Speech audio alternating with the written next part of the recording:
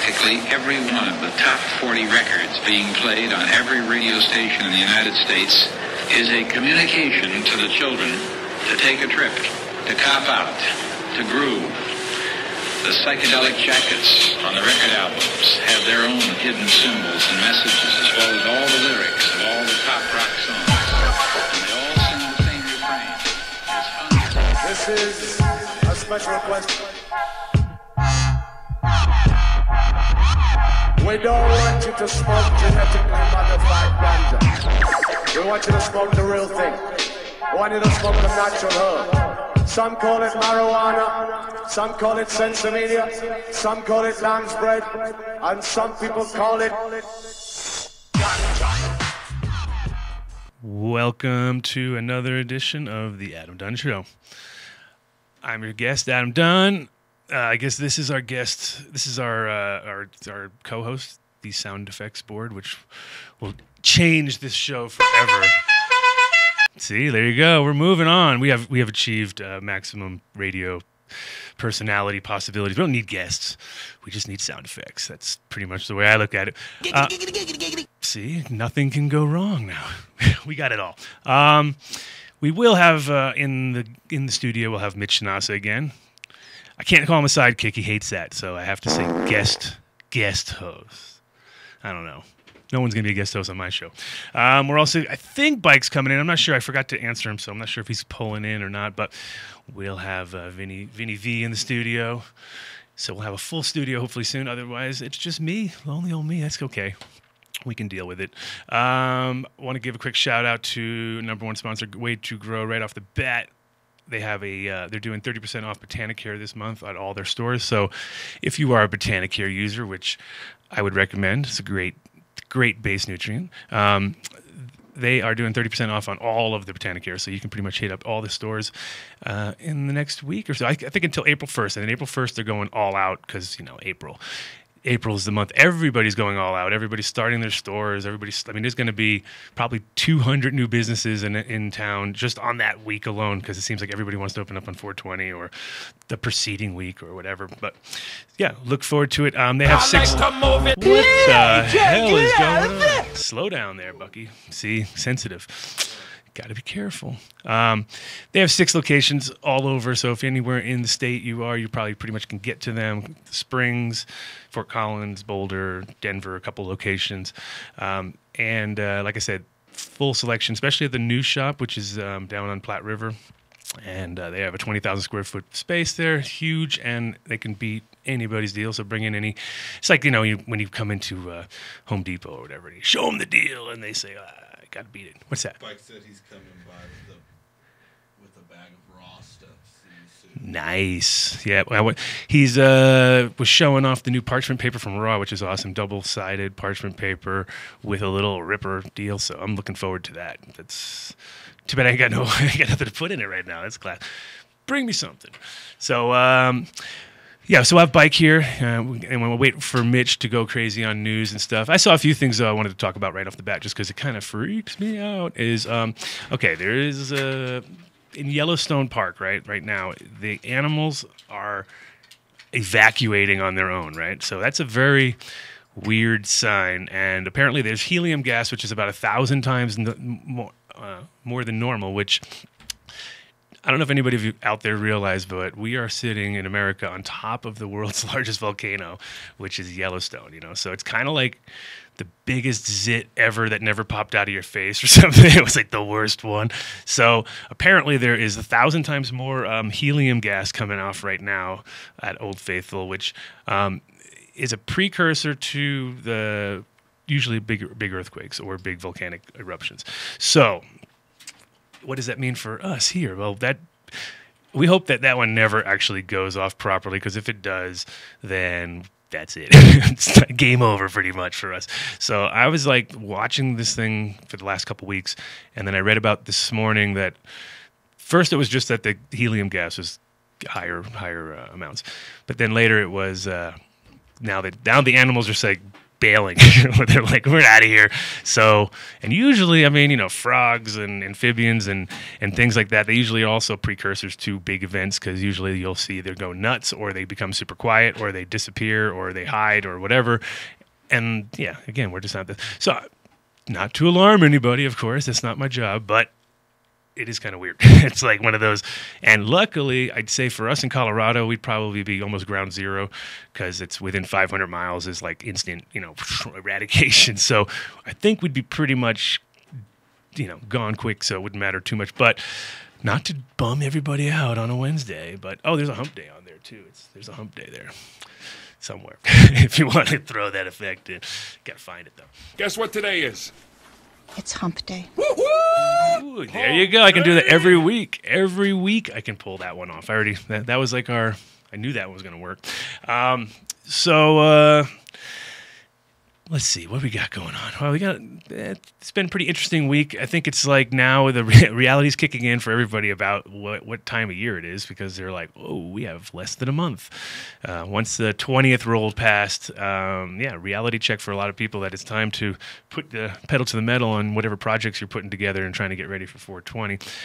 This year is going to be a pretty awesome one. If people aren't aware, April 15th, this is 15th? No, sorry, 16th, would be the beginning of the big show, which is going to be at the same location as the Cup, which is on 58th at the Denver Merchant Market. And so it'll be literally from the 16th, 17th, 18th, 19th, and 20th, just full on at that place.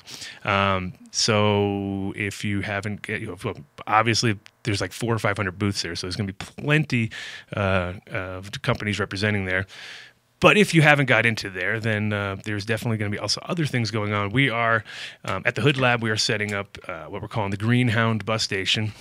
And so everybody who wants to park downtown and catch a dab bus up to the event, which is about only 3 miles from our spot, it'll be a kind of like a park and or dab and park, or a park and dab. And, we'll take care of you, basically. So if you guys are feeling like you don't want to go up to 58th Park up there, which is going to be a madhouse, I can tell you that right off the bat. We will be offering our services as usual, and it will be Carnival. It'll be Carnival's second year. Just since last year we had the Cup right across the street, it was pretty much obvious that we needed that sort of break point for people to go to. But now that it's 4 miles away almost, going to have to bus you there. But same time, I think it is going to be madhouse up at the thing. So, like I said, just keep your eyes open for the park and dab signs all over the place. They're going to be everywhere. No, it's going to be just near our spot. Also, let's see what events-wise, we've got a lot. Saturday, April, I got to look it up.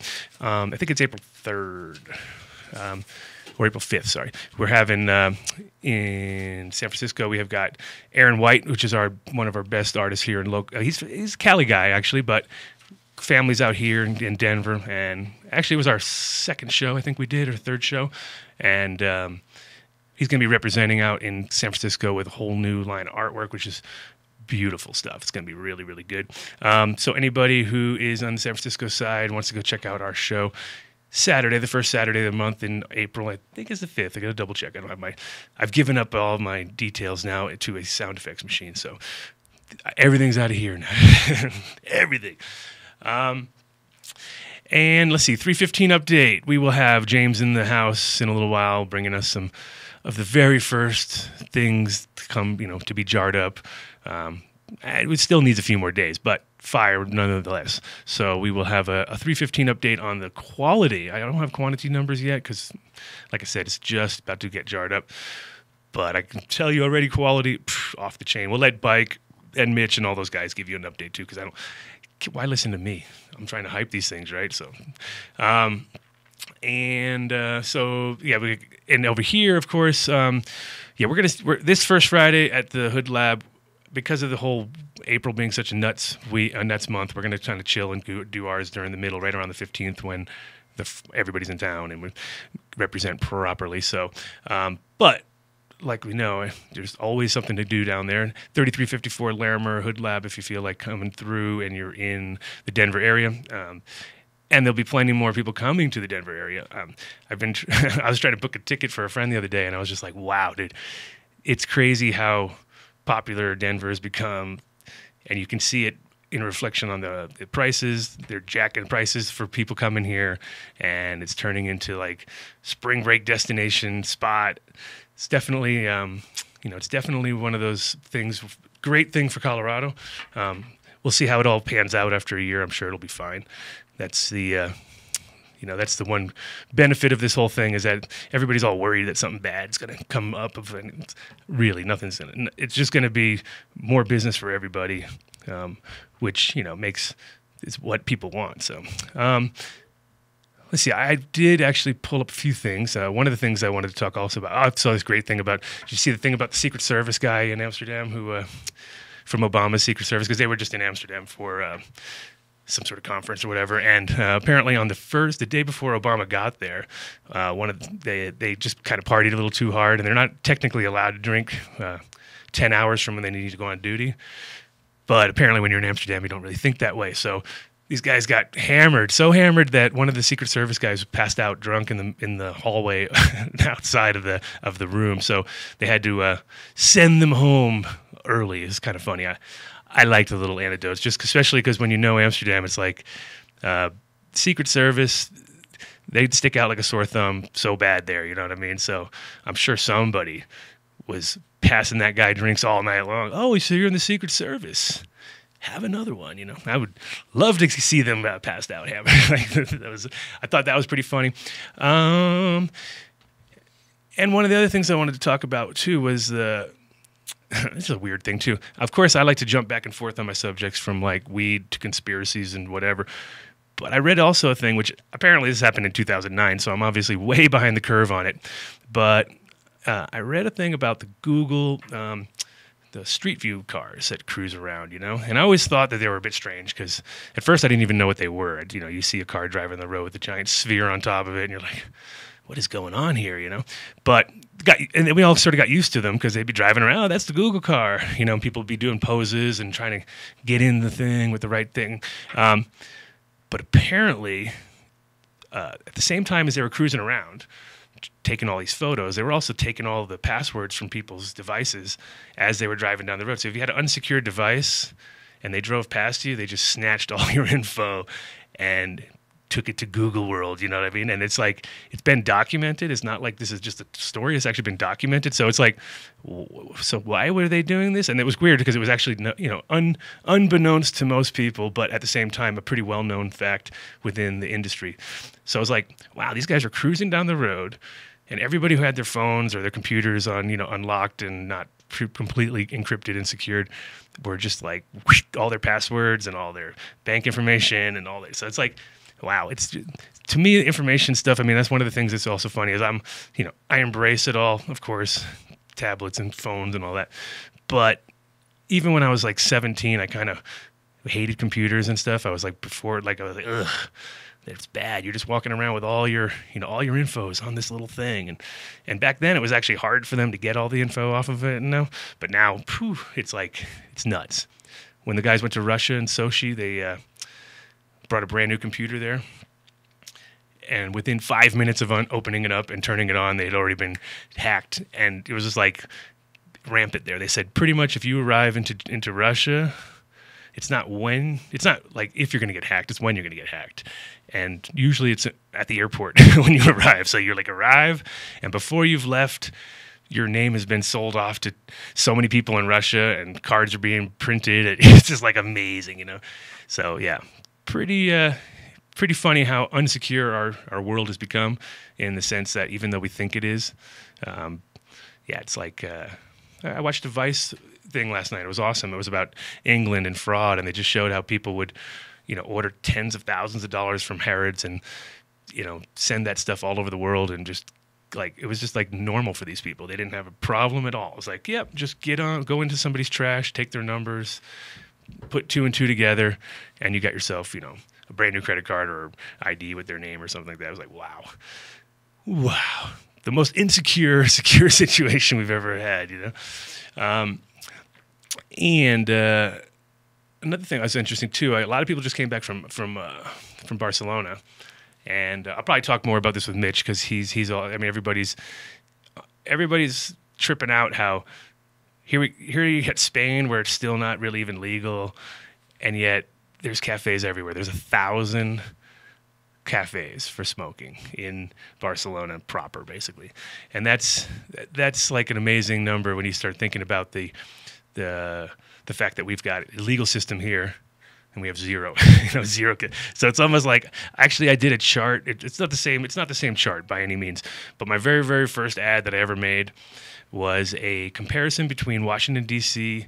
and Amsterdam, and it was the number of deaths per year, murders, and the number of coffee shops. That was our criteria. So basically the chart ended up looking like a cross where it was like we had 400 coffee shops, 450 I believe at the time, and like 0 deaths from murder. And then they had 450 murders and 0 coffee shops.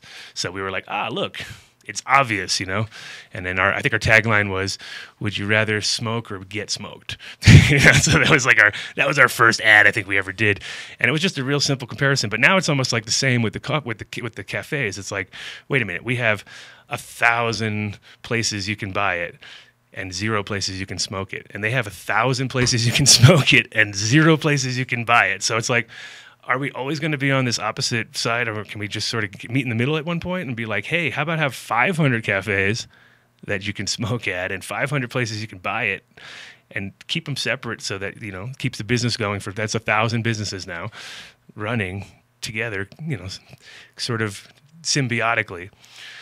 Strange. So maybe one day Colorado will figure this out. It's like figuring out the most obvious thing in the world, actually. It's like, hello.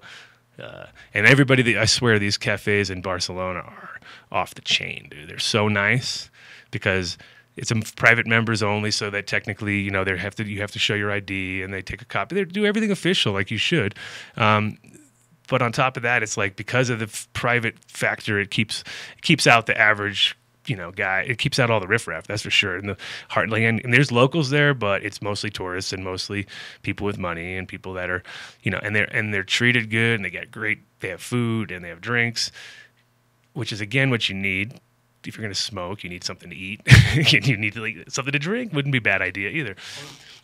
And some of them are alcohol, some of them are non-alcohol, but at the same time, they're definitely like relaxed and they're working well. So it's maybe a lesson to be learned. And now that more people, so everybody went for Spanibus, experienced all this, and hopefully it's kind of like what Amsterdam was back in the day. People would go there, experience it, and come back here, talk about it. And now they've actually owned their own cafe, or not even, can I say cafes? They own their own dispensaries. But yet their hands are tied a little bit, and they can't kind of do what's the most obvious thing to do, which would be have a social place. So that's my little soapbox rant for the day. Hey, sound effect guy, you're not really doing your job. Waiting for somebody to show up. Oh, that's it? Somebody has to show up before sound effects? Oh, yeah. Giggity, giggity, giggity. I do my own sound effects over here. All right, so I'll turn it on for you so you're ready. I wouldn't want you to be unready. So if you guys want to call in, the number here is 720-381-1420. Now that I'm on, I'll give my second shout out today, because I don't want to cluster them all up together like I normally do. Incredibles Edibles is now a big sponsor for us here on the Adam Dunn Show. So I want to give a shout out to them and their products, which I can tell you are in hundreds of places all over the state. So if you have a quality dispensary near you, then they'll have their products in there, because they're definitely have spread themselves out.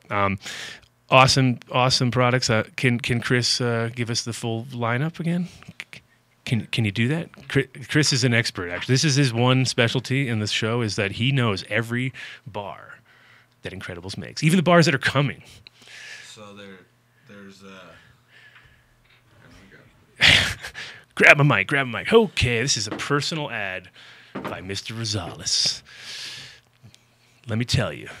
Without reading, he's not reading this off anything. So you got the Peanut Butter Buddha bar. Well, Peanut Butter Buddha bar. You got the Fiery Habanero bar. Is it Fire Habanero bar?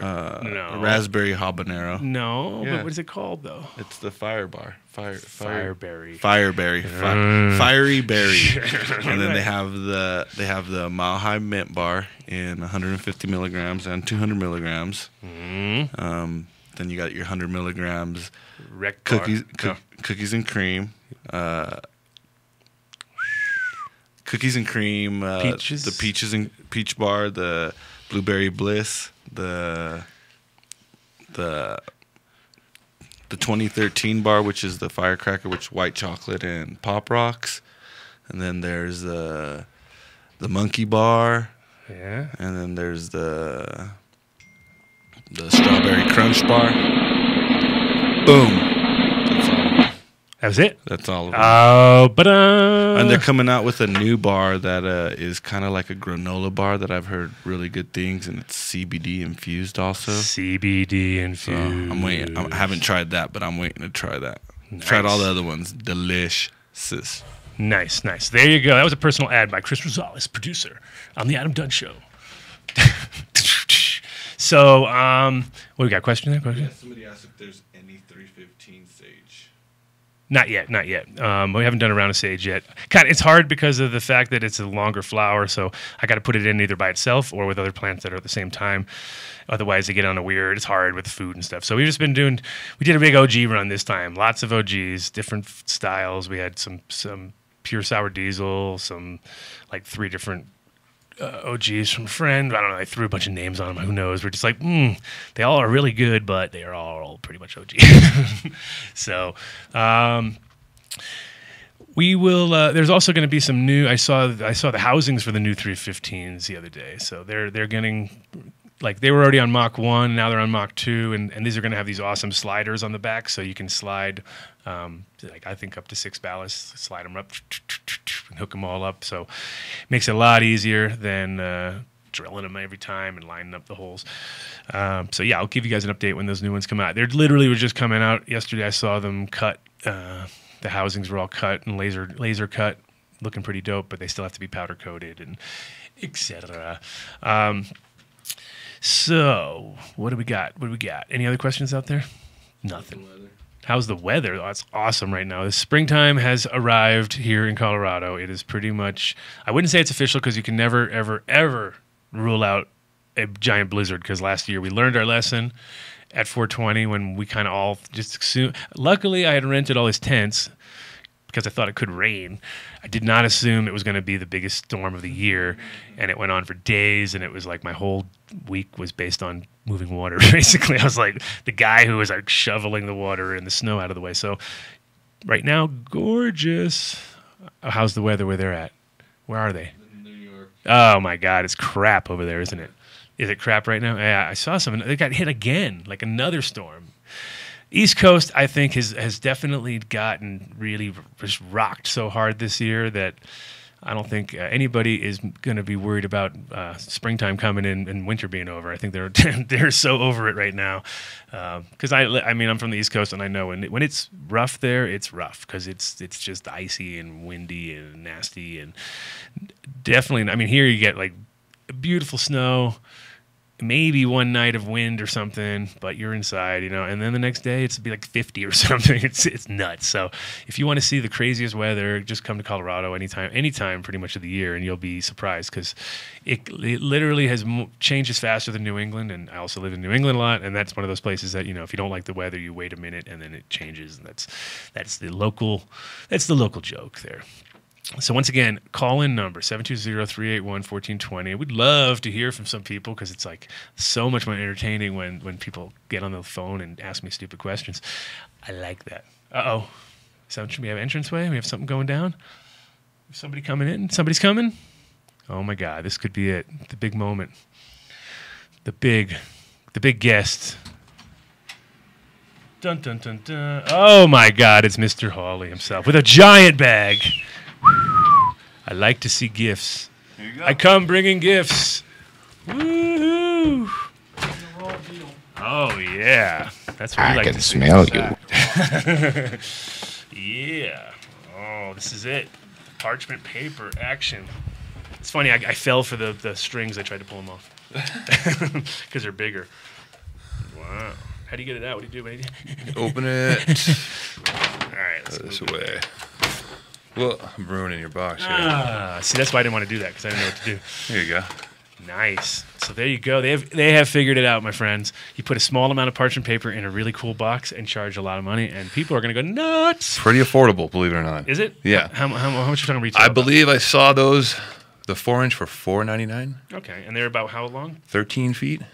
All right, so that's actually the thing about it though is the wastage normally on a giant piece is so much. Like you may actually use only a tiniest part of it. You end up tearing all the edges, and then they get those shredded edges. This is going to look cool because it's going to have those. The big thing I think people are saying they like already is it saves them 3 cuts. Yeah. If they're just gramming stuff up, they don't have to. Yeah, once. Yeah, exactly. Look at that, guys. Woo! You never thought men would get excited about parchment paper like cooking this. Like, equipment. Oh my God, it's parchment paper. But no, it is awesome because I can already see, like, you can square them out. Boom, boom, boom, boom, boom. The big boys are in there too. The 12 inches, all the way to the bottom. I didn't realize. I thought those were packs of paper. In case you get slabs. Slab-a-dabs right there. Wow. In case, you mean when we get slabs, not in case. Sure, no. there's a when. The time of day comes. Wow, this is like Christmas. Christmas Sure. time. Here, we'll stack more up, making it all look exciting for everybody. Thanks to the If raw somebody guy. actually calls in, we might even give him one of these things because that's how awesome we are. Who knows? True. I like, let's see if anybody cares. Nobody cares. I think Tara Puckett will call in within 15 seconds. That's what I think. There's tons of papers and hemp wicks and nuts. Cone filters. We'll give you a little everything if you call in. So there's a party in there. Call for in sure. and give us something good though. We need something. We need some meat on the bone here. So we do have sound effects now. I saw that this morning. Yeah, so that's great. Oh, see that? Call in. Look at that. Give me that answer. Booyah. What you need? Yo, yo, yo. Welcome to the Adam Dunn Show. What up? What's going down? Big Mike. Big Mike. What, you want free shit? Of course I want free shit. Who doesn't? You have the clause though. It's like you work at the same company. You can't do that. I don't wear this thing. This Big Mike hey, from New York. Hood Lab for life, boy. This is a different Big Mike. Oh, this is the other Big Mike. Sorry, I thought this was my Big Mike. The other Big Mike, your first caller on your first show. Oh, we got so many. How come Mike is such a big name? Why is Big? It used to be in the 80s. For 5 or 6 years in the 80s, it was the most. My parents were obviously not too original. Oh, Oh, they just wanted you to be popular. Nice. So awesome. So you're on the East Coast and it's horrible, right? I was right. Yeah, I was correct. I wasn't lying when I today. told you. Yeah, it's been a rough one, you guys. Oh, you got that right. It's been one of the worst winters I can remember. Worst or coolest? I mean, the worst at 41. The worst that I can remember. Where are you, Mike? Upstate New York. Nice. I grew up not too far from you there. I'm the same age as you. And when I was a kid, we used to get snowstorms like this all the time in Massachusetts. It's been a long time since 77 was a big one. I remember 78. We got the blizzard. Yeah, 78. That's what it was. I remember when I was a kid, I got nailed with that one. It was like a 12-foot snowdrift in front of my house. In 24 hours, it came down. Yeah. Yeah, nuts. Oh yeah, and all the local governments are so tight with their money. They snowplowed like horribly this year. Oh yeah. Just bury cars. That's all they do. They don't really care about this. It's not about really clearing the roads as much as you need to bury. That's our job, right? We bury cars. Sure. You got to give someone else something to do. Definitely. No, it's been, and the thing is, East Coast is so much different than here. That's one thing. I was like, when I go out and shovel I make sure I shovel right away here because it's like not even like shoveling. It's like you're just pushing some dust around. You get a broom. Yeah, exactly. And then on the East Coast, it don't matter. When it comes down, it's like 200 pounds each time you lift it. Wet cement. Ugh. So what's going down out there? You got any crazy questions or things you need to know besides free stuff? Because I know free stuff would work. I figured that's one way to suck them in. Nah, free stuff. Usually tell me the 315 update every week and make fun of me, but hey, that's the other Big Mike. That's the other part Big of the Mike. show. That's the other Big Mike. See, that's what you don't get because I got two big. No, that's me. Oh no, that's not you. I'm thinking. Oh, is it you? You're the one who cares about. That's weird because I would think that was my other Big Mike the whole time. So there you go. That's even better. Oh, I love it. I'm the real Big Mike. The real Big Mike. Uh-oh, that might start a rumble. Yeah. You coming out to Colorado anytime soon? Shit, maybe me and Asshole will come out and visit you. Nice. Yeah, I've been trying to call him actually see what's up because I figured he's going to be coming this way soon. Looks that way. Yeah, I don't know why he doesn't bring his talents out west. Yeah. Well, you know what I mean. It's one of those things where you get into your little niche, you know. So you're kind of like, well, If I and the thing about the one thing about New York is it's a lot like Amsterdam was, and I think with the housing situation and with the way everything is, it's like you don't want to leave because if you leave, man, you might lose your place in line. You know, it's like he's put himself so deep in that line. He's like at the front of the line right now, so you definitely don't want to lose that spot sometimes. Oh man, but his rent is so outrageous. Oh my God. Tell me about it. And, oh my God! But that's funny because he doesn't care. He keeps getting more places. He's like, I want this whole, I want this whole building. You know what I mean? And I'm like, okay, I got you. Yeah. I got you. He's the man. Cool. So what are we going to hook you up with today? Oh, whatever you want. I could use one of those small rolls, one of those big rolls. Oh, hey, one of these. Give me. Look at this though. We have tobacco seeds. We just saw also. Ooh, if you want to grow your own tobacco, it's K346. That's raw. 100 tobacco seeds. Raw rolling company trying to justify their tobacco rolling paper. Grow your own. That's a pretty good idea, though, I'd have to say. Because technically, is this legal even? Because wasn't there a deal with tobacco? I looked it up because someone said, "Isn't it illegal to grow your own tobacco?" And apparently, it's not.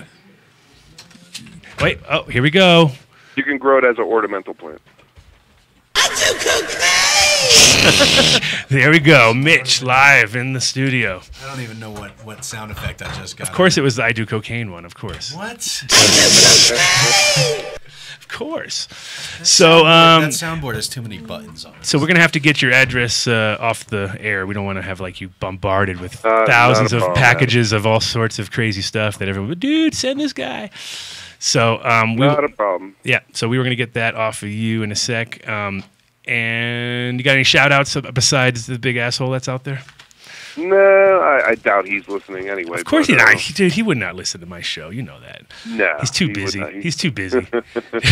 He's too busy. Not really. No, not at all. That's the funny part is he's not, but he is. He's one of those guys. He knows how to make himself really busy, even when he's just hanging out, So yes, but wallpapers are awesome. Anything they make is awesome. I know, and that's one thing is I'm a total believer because, like I said, I've when I don't have raws, I hardly want to roll a joint. It's like it doesn't even taste good. Someone was visiting me recently from the East Coast and passed me a white zigzag joint, and I kind of threw up in my mouth a little.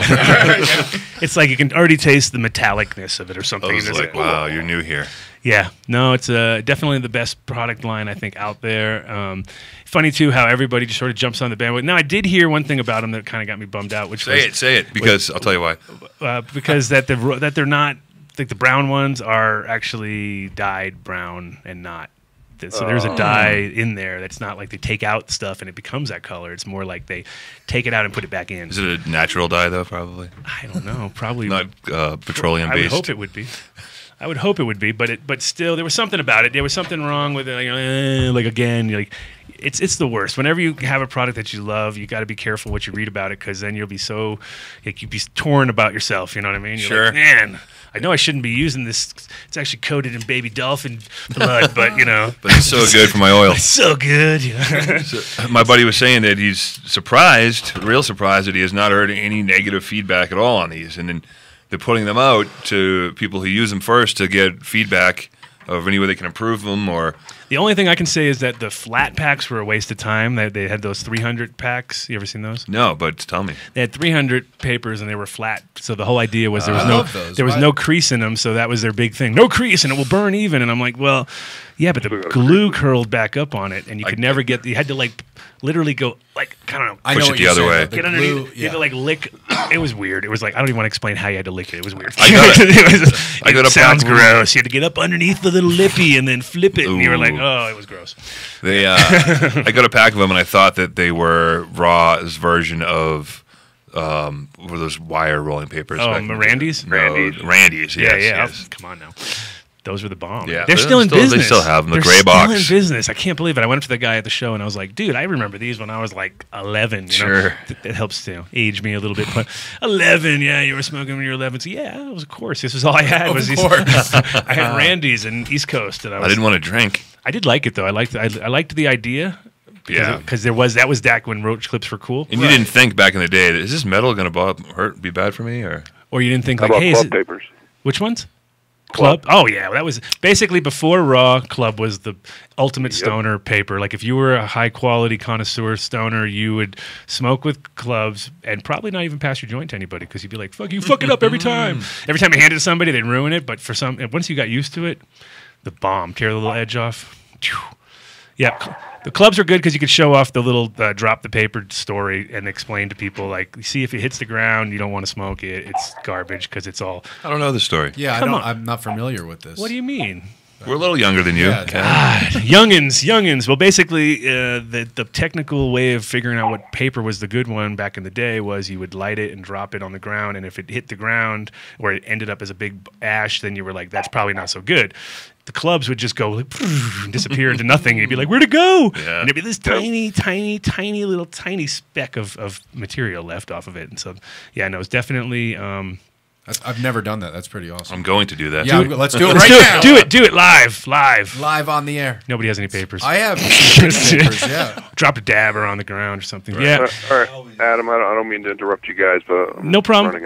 I'm running a hydro store here, so. Hey, Yeah, that's right what we on. want to hear. That's what we want to hear. Good job. And can you call it? Can we keep you on the air on the side and get your address? Absolutely. He's going to call you back in a minute. How's that? Go back to work. That sounds great. We'll call you right back. Thank you, man. Take All care. right, Later, thank dude. you. Bye-bye. Big Mike. I can't wait to go make fun of the other Big Mike now.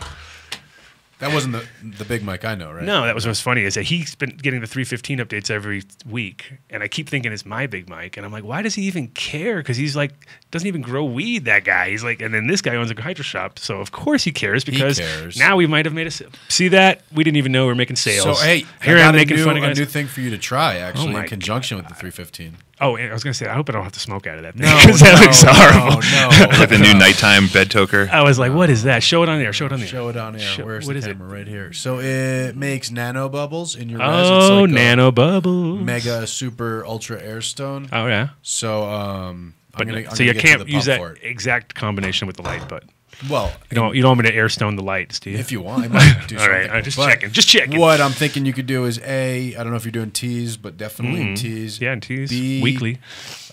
People are messing with those the oxycloners. You know what I'm talking about? Where Yeah. it's just an air stone and a cloner. This thing, it's fucking crazy, bro. You put this in a 5-gallon bucket, it's like a tornado. It looks like a vortex brewer. Wow, that's Turns, cool. Trash can into a vortex brewer. I like it. Just to squash that rumor, the raw guy just hit me up. There's no dye. Okay, good. Yes, glad. they're super all earthy, crunchy like that. Oh, good. I figured so. I didn't think they were, but I just heard something and it got me all nervous. 50% organic hemp, 50% flax, unbleached. Unbleached. Okay. Unbleached. Good. That's why brown. What's the glue? Is the glue just sugar? Raw guy. Raw guy. Raw guy. please. What's the glue? We should I just think bring it's- him in here sometime. Isn't it like is it like the Arabic gum or something? Gum Arabic, yeah. Oh, gum Arabic. whatever. Yeah, I mean, it's, I wish I was. Hey, I wish I don't know which one comes first, but that's And and that's if raw really guys- apparently Arabic gum is super expensive too. Like if you want to buy it, Yeah. it's like ridiculous. Like I don't know, 5,000 a fucking kilo or something stupid. Because it just like I don't know. It apparently takes a lot, and it's very hard to get. Sure. Because otherwise we'd all have it. We'd Sure, be, yeah. We'd be making giant things. We'd be dabbing giant, it. yeah. So is Raw Guy like live listening to us and answering our questions? I like Yeah, that. there's got to be some sort of delay because I hardly have any service in here. Based gum.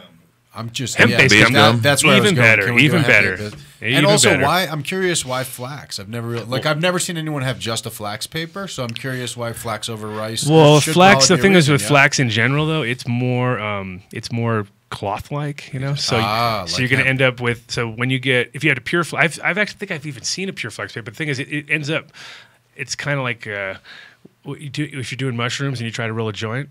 Impossible. Yeah. You know what I mean? You're like, That's like me "Nah." rolling a joint all. And that's kind of the problem with flax is that it's a little too soft pure. I think. I They may have believe- seen him too. And then, but definitely hemp is more crisp, and obviously we're used to rice. Right. But I mean, if it's a hemp flax is a great combination just because they're symbiotic plants that work together. Awesome. And it's actually one of the most misconceived things out there in history is the word flax and hemp being actually what it really was. So like when you see flax dress and a flax, if you tested it, more than likely it's hemp because because flax is actually a lot harder to grow.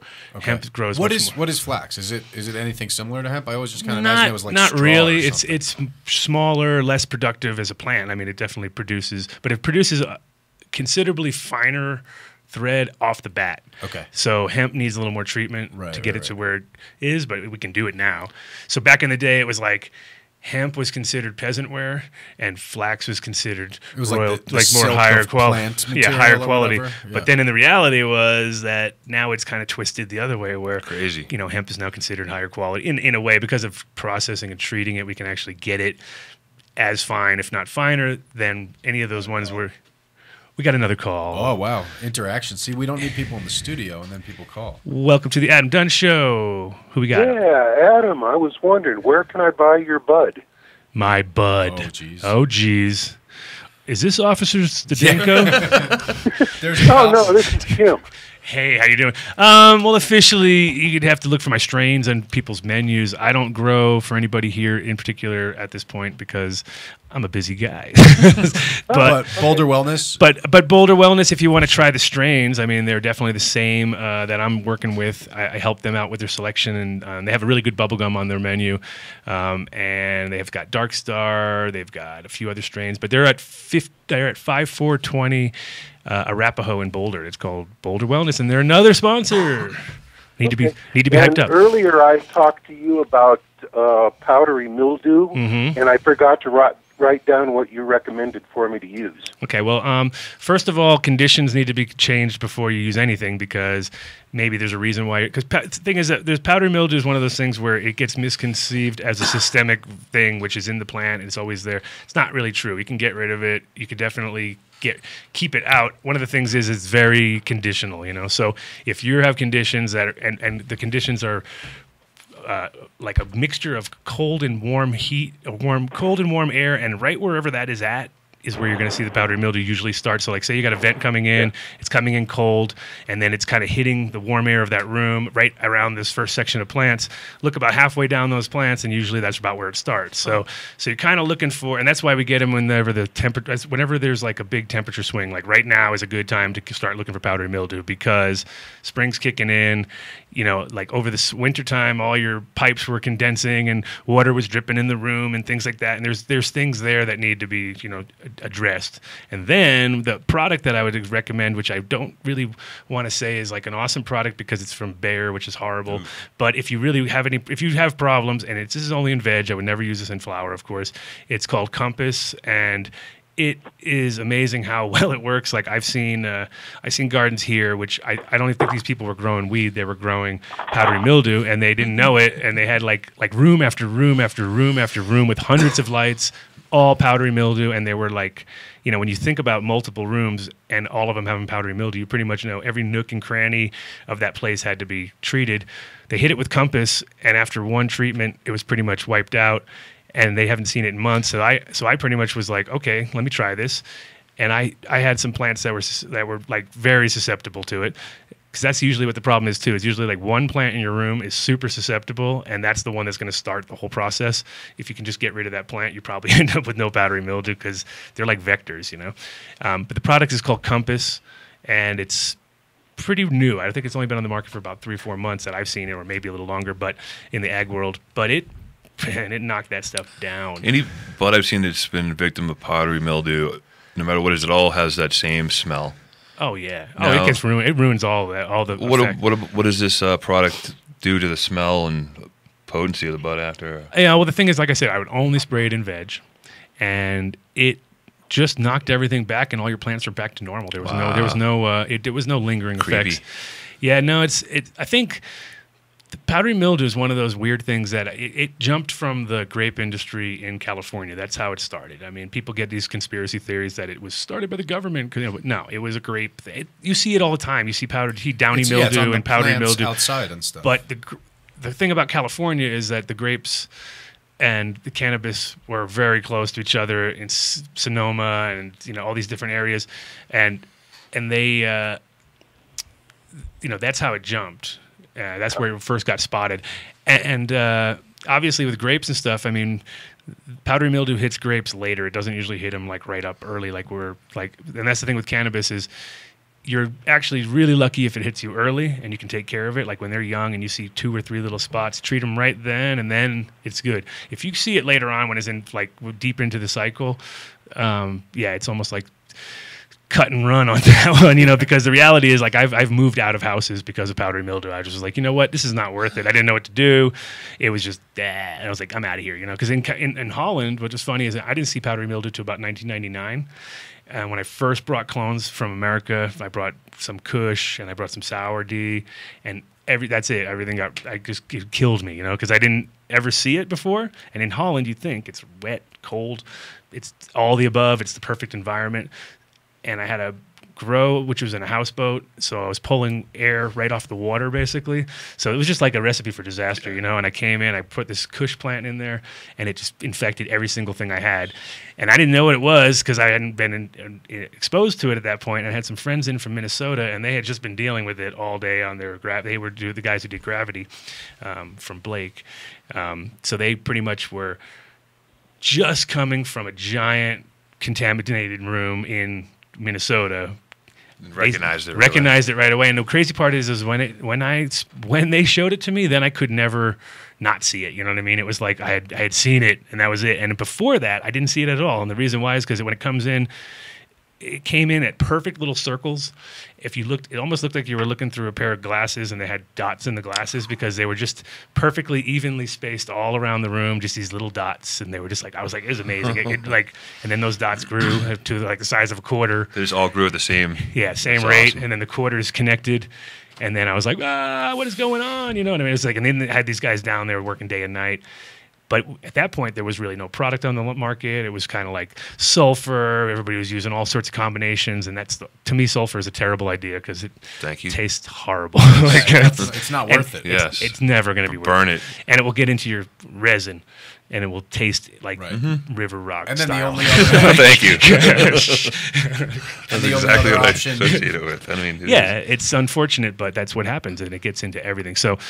No sulfur. Check that Compass product out, and like I said, conditionally try to get your room, get your airflow going better. Usually, what happens is it means that if you're blasting air in from one spot, it's not such a smart idea. Best idea is to take that, bring it all the way across the room, and then evenly drop it into the room so that you get a nice spread. Because then you won't get.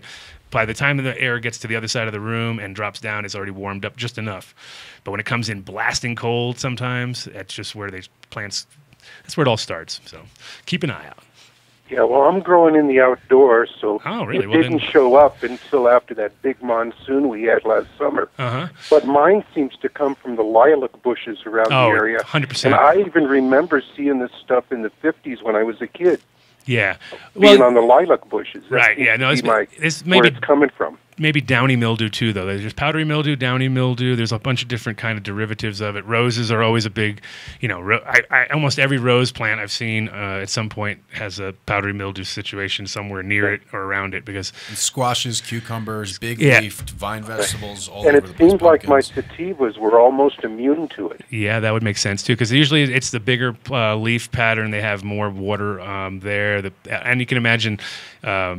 For the powdery mildew itself, it's a much nicer environment. Have you ever seen that before? The sativas being covered in mildew? Never really. Wow. I haven't. Now, sativas don't seem to have that. And that's the one thing, too, I tell people is look, you can put plants right next to each other in a room. One has it, one doesn't. What does that tell you? That tells you should get rid of the plant that has it and probably just grow the one that doesn't have it, and you'll have a much more success because that plant is immune to powdery mildew. I've seen that with the hydro plant next to a soil plant. With which one had it? The hydro? Hydro was it was with mites. Oh, mites. Yeah, and it wasn't messing with the hydro. That's interesting. Well, I mean, the mites might have just been kind of just working on that one, and they were just looking over it hey, we're almost done with this. We'll be over there to see your thing in a minute. I'm pretty sure they're very, very organized like that. Mites. It seems like they're teaming up. They're conspiring. They're conspiring all day and night to destroy but they don't want to do it. They don't like to blanket your whole thing right off the bat. They'll start and they'll work their way around, and then at a certain point, once they've connected the dots with all these little webs and stuff, then it's like a giant city, and they're all it's strategic. Yes, here we are. They take out your resources first, and then they go. Yeah, they're like Al Qaeda-ish, or they're they're the worst. I've had one in a room though that the mites weren't into for whatever reason. They had laid their plans and they attacked, but this one lone holdout Just for some reason, they just didn't dig it. You know, it's funny because mites weren't such a big, they were such a huge issue back in the day. Like if you got them, you felt like you were dead, you know, that's dead in the water. And now it's like, just like, whatever, mites, that's nothing. It's the root aphids and the russet mites and all those things that are just way worse. You know, those are and if you get a combination of the three, and you know, that's death nail right there. For the powdery mildew outside, another thing, I mean, definitely go with what Adam's recommending. Yeah, if you get that compass stuff, what you can do, I don't know if you have access to it, but try to get a fogger, because if you're growing outdoors, it's not very fun to try to spray with a hand sprayer on a giant outdoor plant because you'll never, ever get all the spots. But if you can get one of those foggers, the atomizers, it'll make your life, I mean, it'll be your best investment you ever did. I mean, it's one of those things where but you obviously need power. I don't know if you're out near power, but you need to have power for it. But it is like the difference between actually coating, especially a huge plant. Like I've seen, you know, people do them in NorCal with these. They're hitting 12-foot plants and doing them all in a few minutes compared to like all day. And absolutely coating the leaf. It's not like you're missing spots or anything. Yeah. So that would be my suggestion if you're doing outdoors. Try to get an atomizer, get that compass product, hit them up when they're young because we're still early. So hit them up young and they should be fine for the rest of the season. Even hit them up before they ever get it, and then you'll have, and maybe hit those lilac bushes up too. Go nuts. Yeah, can't hurt them. Yeah, just disappear. Yeah. Sounds good. All righty. Well, thank you. Hey, no problem. Thank you. Bye-bye. What's so does that stuff, that compass stuff, is that like systemic? Yes, it is. So it's persistent too, though. It is. It's it holds at least 6 weeks solid. But it's not like but I haven't even like forever. No, but I haven't seen it again. I mean, I hit him up once. That was it, and we haven't never seen it again. And it was crazy too because I had somebody else at my place, and I had that car accident a couple of years ago, and then that crop got so powdery mildewed because I wasn't able to go walk downstairs. So it was like at a certain point it was kind of like, oh yeah, shit, you know that's like all powdery mildew. We're fucked right now. You see that, right? And then it was kind of like scratch head and look and and then and it was problem was he was underwatering, and that's when you get powdery mildew. That's also something you should keep your eyes out. Don't have your plants too dry. And then you're going to get attacked by powdery mildew much faster. You know what I mean? And people think of it as a water thing, like, oh, I don't want to get them too wet. I'll keep them real dry. That'll keep the powdery mildew at bay. Actually, it's the opposite effect. So you got to make sure that because what happens is your roots dry up. Now your osmotic pressure is less, and then that's like your plants are weaker. And then the powdery mildew attacks weaker plants just naturally because it knows what's up. I mean, it's crazy how these things are so responsive. And that's the mites too, the terrorist mite motherfuckers. Everything knows when your plants are weak. I mean, that's the thing is like the minute they get weak, and you can imagine, when you picked up a plant and it hasn't been watered properly, it has lost so much life at that point. Whereas if you have a plant and it's overwatered, you just got to let it dry out. You know what I mean? At a certain point, you obviously, if you keep overwatering it, yes, you'll fuck it up. But at a certain point, they'll stay a lot healthier in the room just being slightly overwatered because the pressure on the roots keeps all the leaves going, everything's turgid and hot, But when you let them get dry, then powdery mildew comes boom, it's like a vector, it attacks, So attack. So yeah, keep your plants properly watered, not overwatered. Because they're out there and they're waiting. The powdery mildew just wait. Mites, they're lurking. Well, all of that stuff is that's why I think when you get certain rooms that you've run for a while and you get comfortable with it, but at a certain point, if it goes wrong with bugs and mildews and things like that, it's very hard to sometimes correct. And, it's almost like you're like, Dad, I've lost my touch, you know what I mean? But it's just literally the fact that it's all about cleanliness at this point. A lot of rooms aren't really smartly put together, especially in-house ones, because they're, in a house, too clustered up and they don't really have the way to, you can't just power wash the whole place down or do any of that kind of stuff. So imagine you grow in the same place 10 years, you've done 50 crops, and there's those things have the mites have mites at that point. You know what I mean? So you're done, you're having a hard time with them. So it's always a good idea. But like I think most important is cleanliness, obviously, and then if you get into a situation where you see it, hit it early, be done with it, don't let it get out of control. That's when things get out of control. What do you think once things are out of control, right? Yeah. You said before you've moved out of places. Yeah. So what do you think the likelihood of a successful reboot is, as opposed to just being like, fuck it, I'm going somewhere else? No, you obviously people do it. Yeah. Well, it's even at my mom's spot. That's a reboot right there. And the guy told me. I asked him at one point. So is there any bugs here ever? He said, "Oh, every bug known to man. So I was like, wow, I'm going into like hell right now. You know what I mean?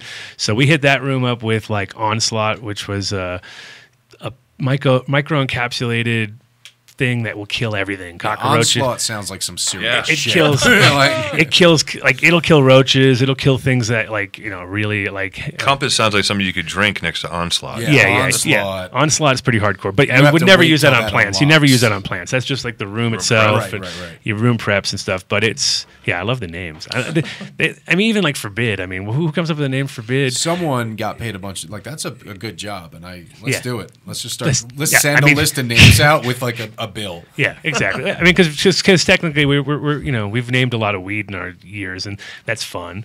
Sure. But it has to. But I mean, I've always gone away from the violent. What about Guardian?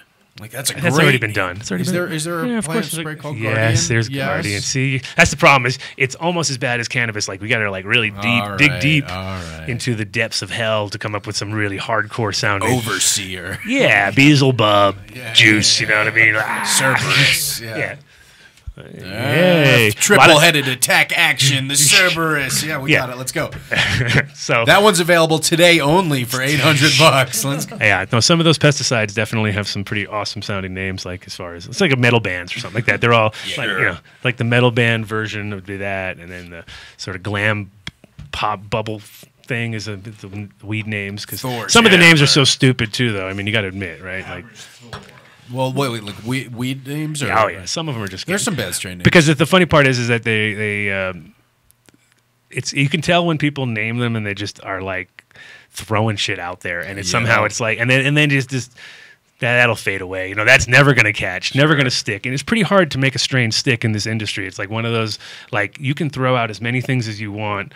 But if it's doesn't match up to the name doesn't match up to the quality or the flavor or the something, it's out the door. You know what I mean? Even like for instance, cheese is a good example. That's one of those ones that you know it, right? You know cheese, I know cheese, you know cheese. It's a very distinctive smell.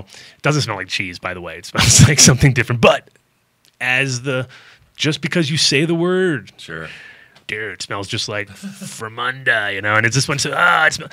Really? That's funny because I didn't get any of that. You know what I mean? But it was a good name because of the fact that cheese is money, and weed is money, and weed is cheese, and cheese. It was a smart one. And living in Amsterdam, I was like, damn, I should have came up with that one a long time ago. I mean, that was like the most obvious. Simple, right? Duh. But.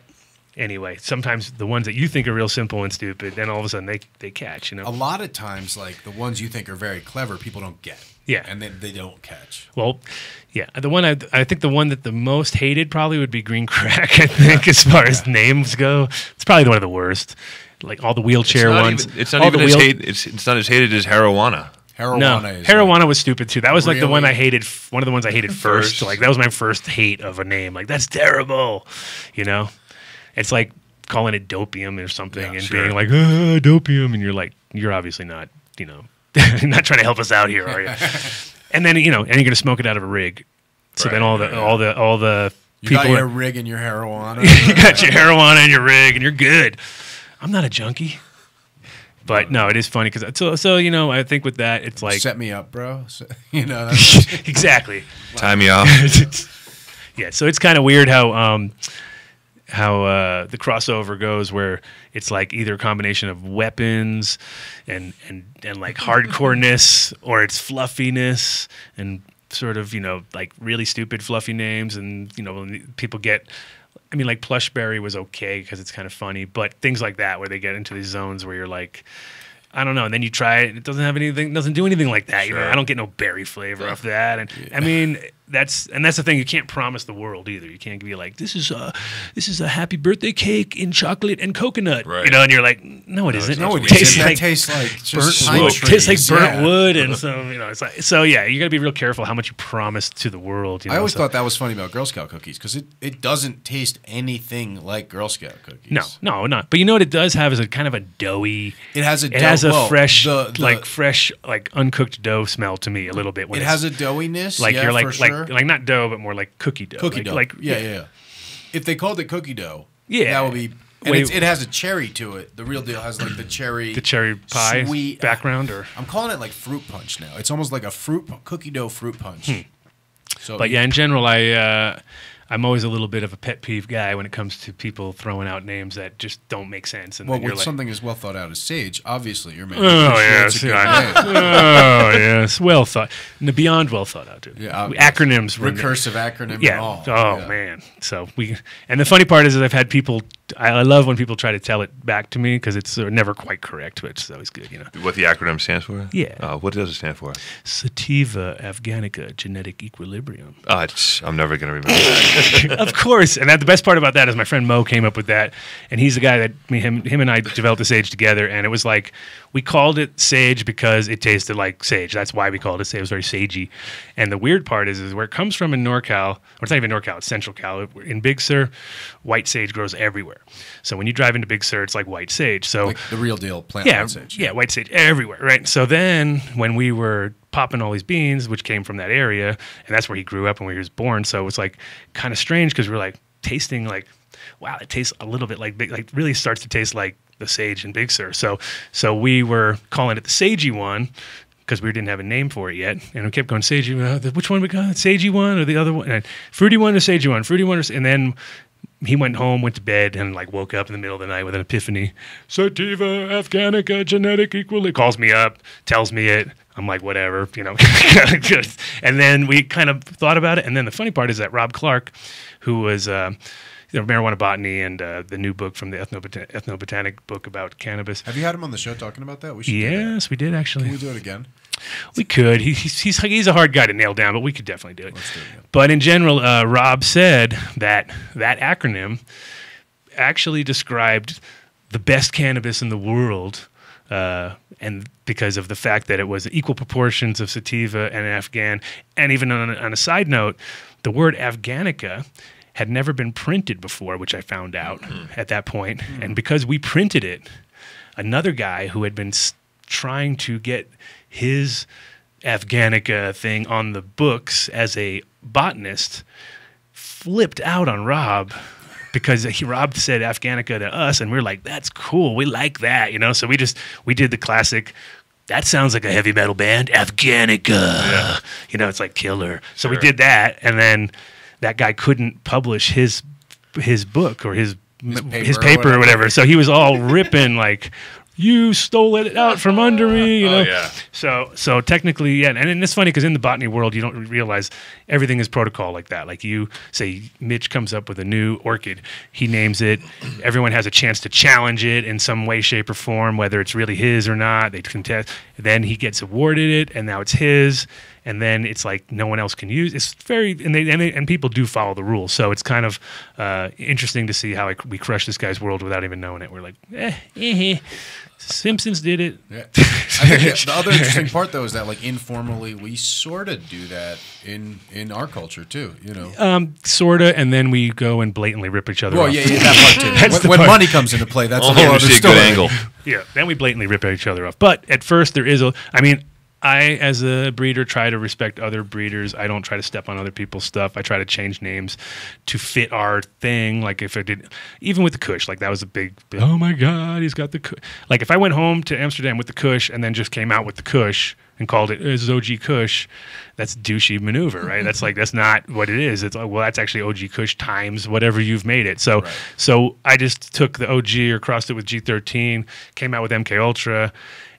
And, you know, it kind of stuck, too, in itself because it has its own – I mean, it was a conspiracy cup. I'm thinking ahead of the game. I was like, wait, this is the conspiracy cup? MK Ultra, you know. But to this day, it actually is a good name because it makes sense because it's, you know, pretty hardcore. MK Ultra program is pretty hardcore, and it's still in effect, by the way.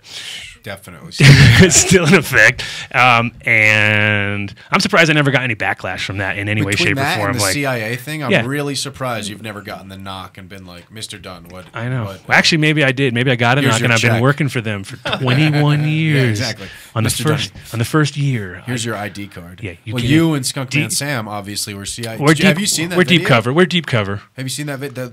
I'm pretty sure there is one that says, I mean, everyone knows that Skunkman Sam is a CIA agent, but I'm pretty sure I saw a YouTube video that said you were one too, and that's why you started a thing called the CIA. Oh yeah, of course. Well, I'm surprised nobody did. You saw that? I don't know. Love to see that. I mean, there's literally every fact you might want to know on YouTube, whether like true and otherwise. Like if you want a video that says something, go on YouTube. You'll find it. Right. No, I heard a few things. I love to hear rumors about myself via, and occasionally though they hit home. I'm like, I didn't even know that. How did that happen? You know. I had it once also, like there was a time when there was a friend of ours who gave me a bunch of beans, and this is in California, I think around 97, something like that, 98 maybe, and it was the Heavy Duty Fruity and Mendocino Madness and a few, and literally this guy gave me everything. Like he gave me the beans, and he gave me instructions with every bean, so what to look for in the males and the females, what color pollen to use. So I was like, hey, this is great. It's like mapping it out for me. He's like, use the mustard colored pollen on this one and don't use that. And this will not work with this, but it works with that. So he kind of laid it out for me, and I was pretty happy with it. Pretty happy. I would have to say pretty happy. Satisfied customer. Went back to Amsterdam. Everything was cool. But it turns out that he actually got himself into some sort of trouble and enrolled or I don't know how to say it. He did something, and other people got in trouble, and it turned into a big like headache. And it was just one of those things where it was like, wow. But I didn't realize it because we never got confirmation. You know, it was just kind of like something happened, and then maybe 15 years later, I'm reading something, and it was about how this undercover cop gave me clones and gave me seeds and stuff, and I'm like, dude, this is bullshit. No undercover cops, you know. But then as I started to read it more and look into it, I was like, wait a minute. I wonder if he was talking about, oh my God. But I don't think. It sounds like what the term is jacket snitching, I believe, when you're like indirectly blowing up the spot for people. Yeah, it sounds like a jacket snitching. Something situation. like that. I mean, the thing is that the one part that freaked me out, I'd have to say, is that there was mention of the family. You know what I mean? I have to go see the family, and they're down south, right? So that was like, oh, okay, cool, family, south, no big deal. But when the shit went down, everybody got taken down south, like away from where they were. Like they were taken in here, but not taken to that county, taken to another county. You know what I mean? So it was kind of strange. So and then when they got down there, the people that were sitting inside, not for very long, by the way. It was not such a crazy case, but it was just definitely like one of those, like somebody who had been growing for 20 years all of a sudden gets popped. Doesn't make sense. You know what I mean? That's like usually like somebody snitched. That doesn't make sense. And the crazy part is that like while the person was sitting in the cell, or not cell, getting questioned, they started asking him really weird questions about really weird shit that didn't make sense, that was like completely connected to that whole Marijuana Mansion story with Woody and Todd McCormick and all that stuff. So they were really like prodding them about that. Yeah. And then that happened like a week later. So it was kind of like interconnected somehow. Very weird. So it was one of those weird, but while this person was sitting there, they looked up and they were like, hey, there's a sticker from Adam's Cannabis in Amsterdam on the wall, like on the, and this is like this is maybe 5 years after I started that company. So for the cops to have my stickers in their thing is pretty weird. Like, and then one of the cops says, oh yeah, we all go to Amsterdam. Yeah, we go every year for the Cannabis Cup and stuff. Like special weed cops? They were kind of like weed cops, because they obviously were like really big fan, and they were part of the whole big giant conspiracy. So, we got a call coming in. It's the fucking CIA. Booyah. Welcome to the Adam Dunn Show. Turn your radio down. You there? Gone. That's what happens when the CIA calls. CIA they don't know how to turn their own shit down. That's the problem. No, it's because it's over the internet. It bounces back the signal. All right. They'll just knock on the door. They're triangulating us, or what's going on? We're triangulated. We've been triangulated. Oh, earlier I was talking about the Google cars. You heard about that, right? What I know of them. Anything new? Well, that they're stealing everybody's information as they drive around. You didn't hear that? Oh, you heard that, right? I just assumed that, dude. I assumed that too, but they just it's been and since 2009. That's the crazy part. So since 2009, as they drive around, if you have unsecured phone, unsecured computer, they're snatching all your passwords and all your bank information and all your bullshit, and sucking it in and sticking it into the Googleplex. Lovely. Yep. But isn't that weird?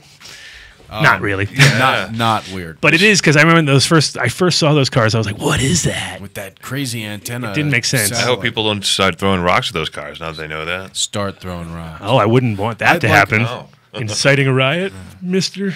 Hawkley. I don't know what you're talking about. Oh, did you guys talk about the new thing, caregiver limits? Colorado? No, I was kind of waiting for a few things on the news because I didn't want to blow up the whole news and do it in my mumbly way. Blow up now because I think the hearing is like Friday. Hearing is Friday, yes, and that's Stickman actually put out a thing saying, we need to all be there because it's a very important thing, which it is. They're trying to take away our rights. Man. Taking my job. Well, I mean, I was really thinking about it, and it's...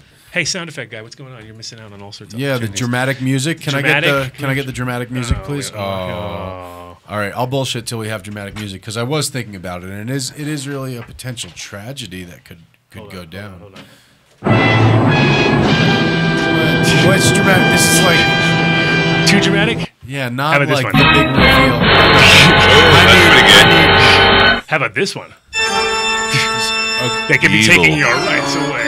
There's one that's definitely called. I thought it was called sad music, maybe. All right, I don't know. Something like that. See if you can find the sad music. Try to get the sad music because we're about to cry here. No, but it would be terrible because the one right as a Colorado state that they've actually been smart about keeping is the whole growing side. Oh, here we go. Here we go. And because this is the real tragedy, there are patients out there, and. Look, people are coming to recreationally smoke all the weed that can be grown in Colorado, so patients can't necessarily rely on the stores, and they may have to turn to the caregivers. Yeah, and not only that, the quality of the commercial is definitely not nearly what the patients need, and the fact that the medical can't keep up, even alone before this whole recreational kicked in, I don't see how they can ever keep up.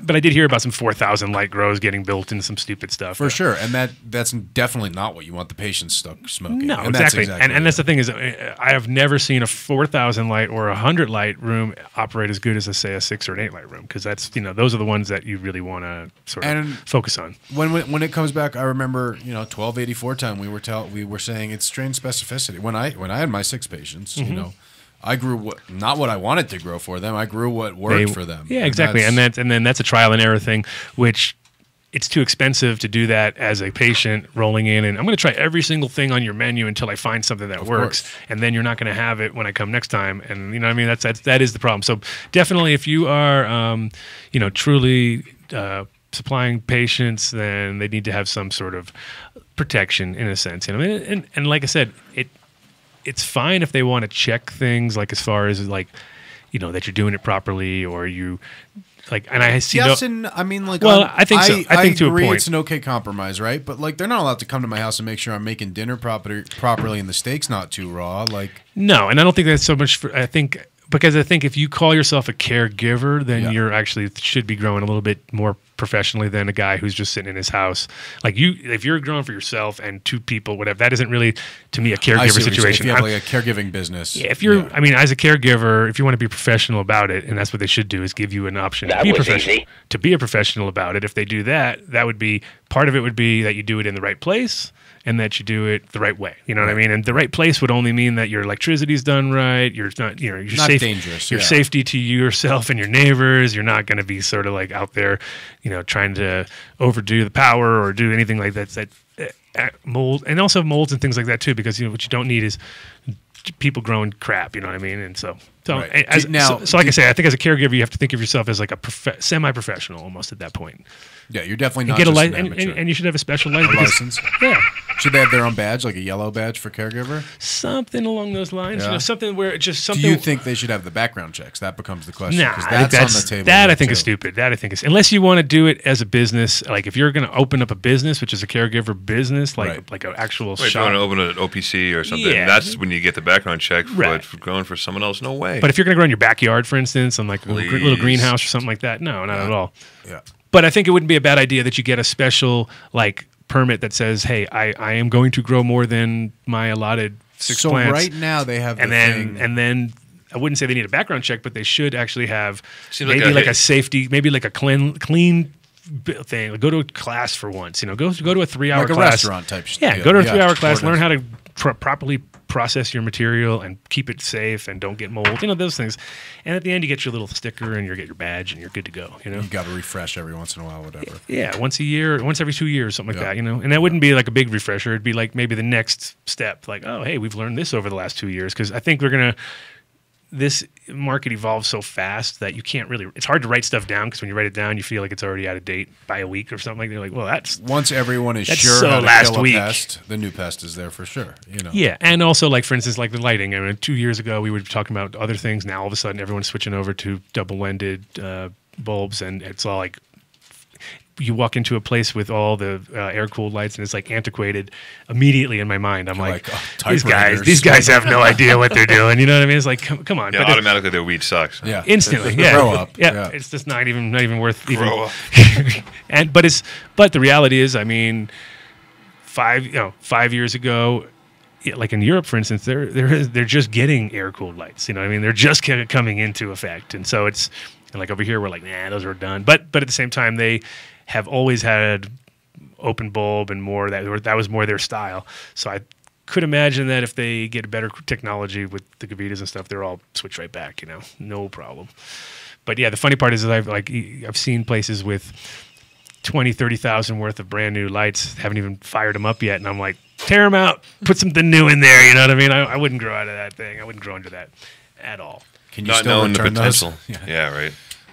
I think I saw Colin Gordon posting yesterday on the EPAPs. Did you see him talking about those? That he had a third party test the light on those. They claim that they're 95% efficient or whatever. Yeah. The test came back at like 84% or something like that. Hard to make claims like that. Anyways. Well, I would that 11% is like, it's not awesome that it's lost or whatever, but that's I think an acceptable margin of error. It's when that shit comes back and you're like, come on, that's 25%. What? Yeah.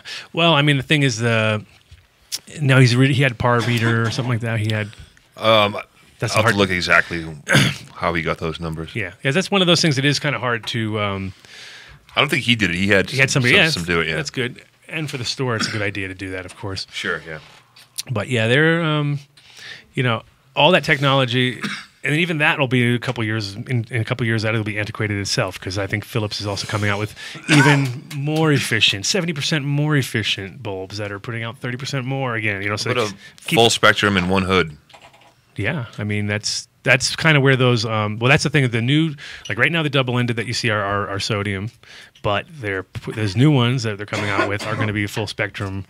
Same idea though, double-ended really cool. full spectrum bulb. So it'll be like kind of like a ceramic metal halide mixed, like that color light, double-ended in a double-ended. Some LED in there. I'm waiting till I upgrade. Hey, there's all sorts of new stuff coming. I've seen some things I can't even talk about yet. So you're pretty confident you can say that 315 watts is not equal 315 grams? No, not yet. Not yet. I mean, maybe with the right growing technique and all that. I mean, that's the thing is we have to change everything a little bit. We have to bring everything down to scale, and then you will actually, because the thing is you can't grow the same plant as you would under 1,000 under 315 just because the depth is just not there. But if you cock that whole plant back over a little bit, drop everything down, and bring those lights together a tiny bit more than you even think you should, and just because you're still burning less power. So if you did 3 for every one, you would crush it. But if you do 2, you definitely, I think, get as much as you would as off 1,000 normally as a standard, because most people don't get 2 pounds of light. They get 1.1, 1.3, 1.7 maybe. You know what I mean? That's kind of the average, especially on a bigger thing. For sure. And this with last time, I mean, we got 2.5 pounds off of 4 of them, and that was with us not really even vegging them under there and still putting big plants that should have gone under 1,000. It's still just over 1,000 with 4 of them. Yeah. You're at 12, and so it's basically just that they don't penetrate, is what it is. They don't penetrate as deep. That canopy out. Yeah, exactly. Scrog it out. Scrog the hell out of it, and I think you're. Sexy scrog. Sexy scrog. Thanks, man. Yeah. See, I say scrog, and it gets all. It's going down here. Just push anything else. There you go, and push it again. Soundboard is working out. I think. When we got the sad music there, it felt like a real radio show. It has a lot of potential. It's one of those things. The problem is there's too many sounds on it. There's like 800,000 sounds, and they don't really have the names that make sense to what you're. You just take some time and make files. Mesmerize. Well, you can't. That's the problem. Well, there's different soundboards you could download. Oh, I know. Yeah. But this one is like a easy schmeezy booyah, but it's in there. Excuse me, man. I thought that was for real. Actually, I got kind of nervous. Right in the mic. Mike looked like he was just ripping one too. He had the look. He had the look. He was like, yeah, exactly. It was one of those. Oh, I caught a news thing. Oh, here we go. Did you see that? It was some NPR story that the FBI is like, no, we're not doing weed background checks. Fuck you. They're for in Washington. You have to get your FBI background check. Sure. And the FBI is like, no, I'm not. We're simply not going to waste our resources on doing a background check for you weed guys. Really? I guess it's holding up the show, but in Washington, go figure. Yeah. Yeah, I mean that's the funny thing. That's the funny. I mean that's not what's holding up the show for sure. No, there is plenty. I mean that's the thing. That's probably one of the most ironic places to have medical marijuana right now. I don't mean DC. I mean Washington. Oh, you're talking about Washington State. Yeah, Washington State when they're trying to get their rec stores. Oh, the rec stores. Yeah, okay. Yeah. And so they got to get badged like us, and they're putting background check papers, and they're saying, well, we don't certify people for weed. That's I mean, these the Colorado Bureau of Investigation here. I think that is the yeah, they do exactly, and that's the thing is here. It's funny how states think they're gonna what do they think they're gonna do? They're gonna just not progress as a state. They're gonna just stay there, and no one's gonna that's gonna work. You know what I mean? It's it's kind of funny to watch. It's like one of those. It's like watching a wave come through and people just resisting to move. You know what I mean? It's like it's a fucking tidal wave, people. What do you think you're doing? You think you're gonna stand there and just that's gonna stop the tidal wave? I'm like, no, dude. Sorry. Stubbornness. It is. Yeah. It is. But it's funny to see. The stoners on the winning side a little bit. I mean, to me, it's always like a little bit. You have to be waiting for the next big fucking kick in the ass. It's an underdog story, though. Like it's an ultimate underdog story. That's what I love. David and Goliath all around. I mean, we've definitely sort of beat the system in their own game with. And now here's the clincher though. The best part right now is. We got the kids, We just, I don't want to say anything like that on the radio, but it's true though. But we got the culture. I mean, you got Weeds on TV. You got on every fucking cable show. Weeds is so old now. Weeds is so. There's another show that instantly antiquated as far as at that time the most progressive. Well, I'm talking about. I couldn't believe I was seeing what I was seeing. The first 2-3 seasons. I was in shock. I was like, wow. There's.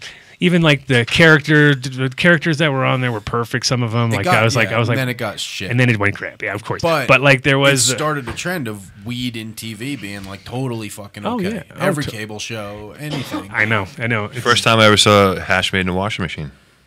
Yeah, that's funny. And they did a pretty good job of giving you about 80% or 70% of reality.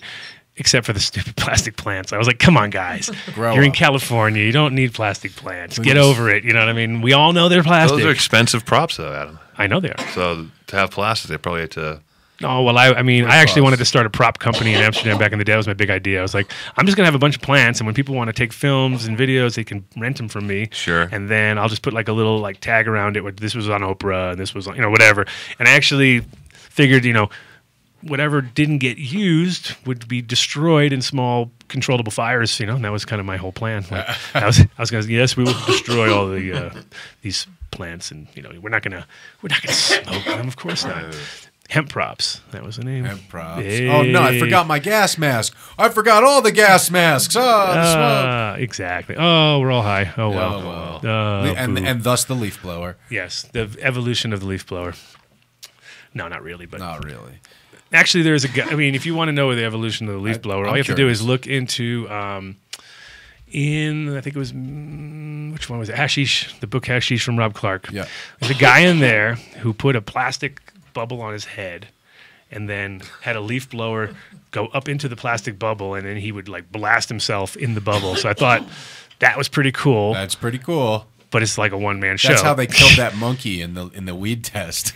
Yeah, so it was a one-man show. But I was yeah, you didn't hear that? The only weed death in the study, the monkey, it died of carbon monoxide poisoning because they just didn't give it 144 joints in 12 minutes, I think it was. Yeah. Wow. Yeah. It's like the bongathon only. It's the monkey bongathon, but they didn't give him any oxygen either. That was the stupid part. Only joint. It's like, so you have pure smoke going into a monkey until it is dead. That's not proving it much. And then they figured out, hey, this monkey died because of smoke. Like, you know, toxicity, yeah, it was just lack of oxygen, basically, is what it came down to. Drowned in its own nothingness. So wait, in the Rob Clark book, though, a person was doing that monkey test to himself, it sounds like. Yeah, it was total, like, it was a pretty classic shot, and just nobody really, like, it was just one of those, like, I was looking at, like, leaf blower, and nobody really ever jumped on that, so I was like, I'm taking a fucking leaf blower, and I'm making my own, you know, that's it. But I didn't like the bubble idea. I was like, because my dream as a kid was always to have like something similar where you stuck your head in it and then got really high and then pull your head out and be like, that was cool. You know, you didn't have to like experience the whole thing, but when you stuck your head in, there'd be like videos and craziness. And that's funny you say that. Back in '93 at UMass Amherst, someone had a old NASA helmet that they had fitted with Christmas lights on the inside, and they took one of those bowls, those that you could just, it was motorized. You pack the bowl and light it, and it sucked through into the top to go in through, and there was a neck shield, so you could pretty airtight, and you put it in there and turn the lights, and that sounds awesome. It's not. It's like your coffee. I would have been all over that, dude. That was my style. It was called the Happy Helmet. Everyone came out stinking, crying. Yeah, stinking too. That's the only problem with all those things. It was like you kind of, oh my god, you need goggles inside the goggles. It's a small area. Yeah, you do need goggles inside. That would have been great, but we were too stoned to think of it. Yeah, you guys were in college too, right? Yeah. This is what you guys did in college. This is what you spent your dad's money on. This is some grad school shit, though. The goggles in the goggles. Ooh, right on it. Cuckoos, even. Yes, exactly. See, it's getting better every second. Yeah, we're getting in there. We're getting there. Yeah, at first I told everybody that I had no guests. That was my guest, and then that was it. I didn't need you guys anymore. That's it. That's it. But it does flow a little better when there's actually humans in the room. Not just filling it up with cuckoo noises. Yeah, and me kind of. You introduced yourself as the guest, not the host, actually, today. Oh, I did? Yeah. Yeah. I was your guest. That's a good one. Like that. Well, you're my host. Yes, thanks. Welcome to my show. Hey, no. It's not going to happen. I already told you the first thing you got to do is at least choke each other out first to see. You're not going to just go to soundboard. I'm not getting steamrolled on this one. So, all right. So we've kind of covered some crappy news, barely. What else did you? Anything else cool? I talked about the Yellowstone earlier. I don't know if you guys heard that. I did. I was kind of scared. Yeah. I tried to figure I scare everyone right off the bat. She says not to ruin your day, but here's some horrible news. Yeah, it's about to go. We're about to all die. So what's I googled it immediately after you said that. Helium 1,000 times. It didn't even look that bad. The news did a good job. What's crazy that I read about? Here's the part that I thought was awesome. Well, not awesome, but just to show you how big this pimple is. There's underground from where Yellowstone is all the way to Oregon is like connected in one giant way, and that's when that shit goes down, it just eruptomatic, you know. And that's full of helium. Well, there's helium gas coming out of it, and that's technically a precursor to giant eruptions of many types. So normally there's helium gas coming out at one rate. Now it's 1,000 times more. And then the clincher, the part that got me all scared, was that all the animals are leaving right now. So I'm like, oh, they know what's up. I was like, great, the animals are leaving. Like before, it was like, if the animals are hanging out and eating grass, they're good because they know what's up. But you know, when frogs. That means shit's like rumbling that we can't feel that they can feel. Well, there's been a few. They showed a few. There's been like 3.0s and a few, and there's like one, bunch out in Cali. Are we in the path? We are the path. What are you talking about? We're like we are the end. We're right there, epicenter almost. Within 500 miles is like liquidated in seconds. You know what I mean? So we're close to that. On some almost. Pompeii type. We're shit? Like about another 4. Yeah, we're like second round. All right, someone on the East Coast, go ahead and legalize weed. Let's get the fuck out of here. Yeah, well, we thought we were in the safest place, but for floods, we're straight. Floods were good. For you have to be like a mile high and fire, flood. it's a different situation. Yeah, well, earthquakes. Well, like I'm saying, if Yellowstone really goes, it's the end of the earth as we know it. So it's okay. We'll it's be not good. Just America. Everything's fucked. Everything's fucked. It's like nuclear winter bullshit blocked out the sky. Yeah. Dinosaurs died. Remember that thing? Remember that story? Yeah. When we were riding around the T-Rex. We were riding. Which one do you want? The Mormon version or the? Who has the one with the spaceships? That's the Mormons. That's the Mormons. Yeah. They did. Yeah, they have spaceships came and killed the dinosaurs. No, they rode the dinosaurs. They were riding them around. Weren't they riding them? I thought that was the creation. I like turtles. Yep, they were riding them, I think. But Wait, anyway. So is there any place safe? Do we need underwater civilization, space civilization? I'm not just going to give up and be like, we're fucked. Let's go. That was terrible. That was not right. That was terrible. You might be fired. You may be fired from it, or at least banned for 5-minute ban session. Give me that thing. Adam, swipe it so he needs the code again. So what time are we looking at right now? We need to take a little 5-second break, I think. Let's take a 5-minute break. Let's take a break. Because we need it. Break. Think of all your incredible questions. Get back to us. Canapunch is a delicious and effective medical marijuana beverage proudly made right here in Colorado. Each bottle is freshly infused with 100% pure flower extract from the highest grade marijuana plants available today. Using proprietary extraction methods, every bottle of Canapunch is consistently and reliably infused with an exact milligram dosage that you can count on to relieve your symptoms each and every time. Canapunch is delicious. There's never any medicine-y taste. We use only 100% cannabis flowers. No trim or byproducts are ever used in Canapunch. It does not require refrigeration and comes in convenient, resealable multi-dose bottles from 60 milligrams to 200 milligrams. We have drinks with dosage that works best for you. Canapunch is available in a variety of delicious flavors like black cherry, watermelon, pineapple mango, and blue raspberry. And we now have strain-specific beverages available just for you. Canapunch is delicious, convenient, consistent, and effective. Give it a try and experience the Canapunch difference. Call Canasher at 1-800-420-5757 for all your insurance needs. Canasher understands the risks you face each day, and we are there to protect your business and your investment. Since 2010, Canasher has been serving the cannabis industry nationwide. Call Canasher at 1-800-420-5757 or visit us on the web at canasher.com to learn more about our insurance and risk management services. Proud member of the NCIA.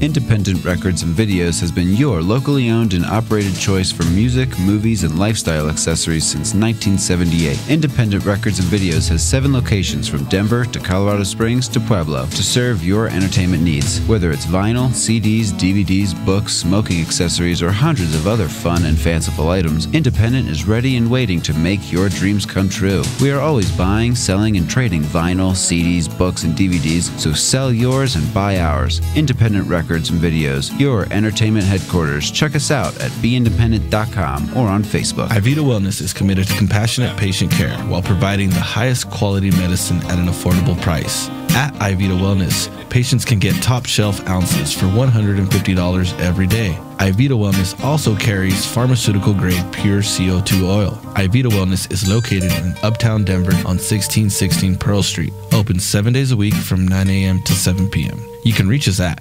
303-952-9150 or our website at www.ivitawellness.com. iVita Wellness is Denver's Compassionate Care Center. High up in the Rockies is beautiful Frisco, Colorado. Medical Marijuana of the Rockies is a medical marijuana center with compassion for Colorado's medical patients. Looking for great meds grown organically in soil? You've come to the right place. Medical Marijuana of the Rockies is just off I-70 at exit 203. Check them out at the web at www.mmrockies.com. Their ever-changing strain and clone selection is updated on the website daily. When making a trip to the mountains, no matter the season, stop by Medical Marijuana of the Rockies. Make sure you say you heard about them on iCannabis Radio. You can call 970-668-MEDS to get more information. Medical Marijuana of the Rockies, your mountain source for meds. High up in the Rockies is beautiful Frisco, Colorado. Medical Marijuana of the Rockies is a medical marijuana center with compassion for Colorado's medical patients. Looking for great meds grown organically in soil? You've come to the right place. Medical Marijuana of the Rockies is just off I-70 at exit 203. Check them out at the web at www.mmrockies.com. Their ever-changing strain and clone selection is updated on the website daily. When making a trip to the mountains, no matter the season, stop by Medical Marijuana of the Rockies. Make sure you say you heard about them on iCannabis Radio. You can call 970-668-MEDS to get more information. Medical Marijuana of the Rockies, your mountain source for meds. Whether you are a commercial grower or cultivate as a hobby, No Dough Urban Garden Supply is Denver's first stop for your hydroponic grow needs. With a wide range of products including House and Garden, Botanicare, and Fox Farm, their knowledgeable staff can get you started on your first garden or help you with your well-established business. No Dough Urban Garden Supply is located in downtown Denver at 1330 27th Street, 4 blocks north of Coors Field near MMD of Colorado. They are open 6 days a week from 11 a.m. to 6 p.m. Call 303-296-3424 or visit them on the web at www.nodoughurbangardensupply.com. This segment was brought to you by The Farm, a medical marijuana care center located at 2801 Iris Street in Boulder. The Farm carries premium cannabis, edibles, and Hummingbird brand products. Visit our new cannabis lifestyle store for your local artesian glass, vaporizers, and hemp clothing. The Farm has been serving Boulder since 2009. Isn't it time you come and see what we have to offer? Extraction Tech Solutions. Not only is it safe, but it offers one of the only ETL certified essential oil extraction systems on the market. Our equipment meets or exceeds all of the North American safety standards. Customer relationships are important to us, so after the sale, it doesn't stop for us. We are reliable and therefore when our customer needs us. We offer pre- and post-sales training, method development, services, and repairs. Extraction Tech, safe and reliable because it matters. Contact us at www.extractiontech.com or 720-515-9254. I'm Gary Johnson, and you're listening to iCannabis Radio, and I want to say, talk it up, Colorado. Welcome back to the Adam Dunn Show. I am your host, not your guest. I've been told that I made a mistake and called myself a guest. I thought you were being cute. It was interesting. I'm never it's cute. Like he's going to introduce himself. I'm never cute. And interview himself. I could have done that. Do you mean to be this sort of bipolar dude? Kind of. I'm a Gemini, so I can pull that off. Oh, no, yeah. Oh, my God. The Two-Face is a Gemini. The Two-Face, yeah. I love when people tell you that. You're like, really? I thought it was just like... So it's just a person. Multiple personalities. I can blame my alter ego all the time. So we're back. I want to give a quick shout-out to my wife, Cece, and my baby, Nick. They're up on the hill, hanging out, waiting for me. And I'll be back home. There you go. That's my big shout out. And then Mitch wants a big shout out to his baby who can't hear him yet, but is there. They can hear, dude. They can hear in the Tell her to put the thing right up next to the belly right now. Yeah, Reese, put it right next to your hi baby daughter. Hi baby daughter. That sounds creepy. Right that sounded a little creepy. I'm sorry. It was a bit weird. I don't know. It's the radio makes everything sound 5% creepier. I heard. Yeah. I was like a little bit more than 5%. It was a high 20% creepiness there. So we wanted to get back. Oh, and also shout out to Mom out at the farm and Donnie and Alfie holding it down, starting all of our seeds, which I wanted to segue into the seed world. Right now it is springtime, so if you are interested in seeds in general, this is the time of year to go into your drawers, find all the old stuff, not your drawers, but the other drawers.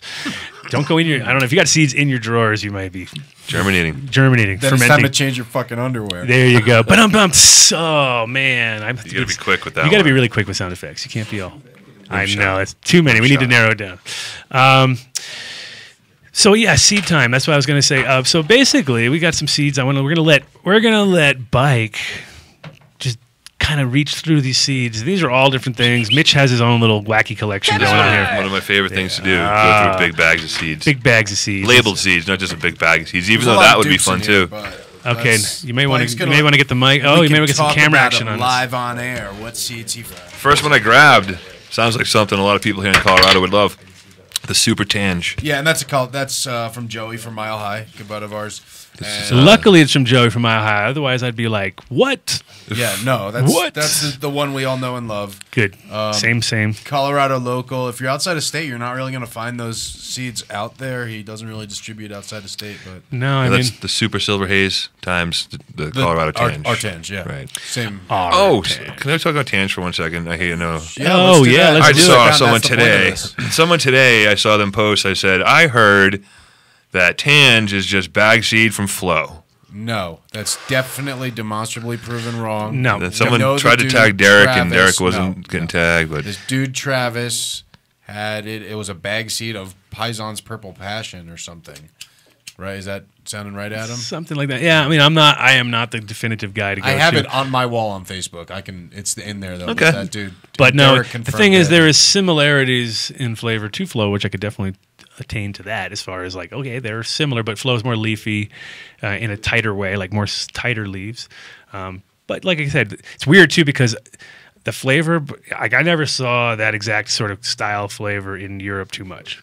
Come here, and I've seen it in multiple places in multiple ways. And then, like we were talking like before about, you ever notice how you're in a garden and you're doing your thing, and you have a certain strain you love, and then somehow, either by mislabeling, usually the problem, but somehow magically your room starts to become more of that. Then, like out of nowhere, you ever have that? No, I have seen that happen. I have seen it happen because I'm a bad labeler. I'm a terrible labeler sometimes. Sometimes, oh, really? That's that? And then I could see how that happened because I have labeled before. I've had 20 pieces of tape, and I had to write the same thing on each piece of tape. And by the end, I'm like, I should just shorten this. Yeah. And that's probably how it could happen, maybe. And then sort of like that, or just being lame and not putting the thing in at the right time. The wrong one. That's Or my worst problem is on a cloner. A lot of times, if you mess up on one row, because I can't put a thing in every single one, so I write them on a piece of paper. But if you somehow screw up one row, you're done. You know what I mean? You've just done the whole thing. So we've had to go back and like really, I basically don't even look at any of these labels. You have to wait until they're done, and then when they're done, you're like tange. This. I was like, so okay, thank you.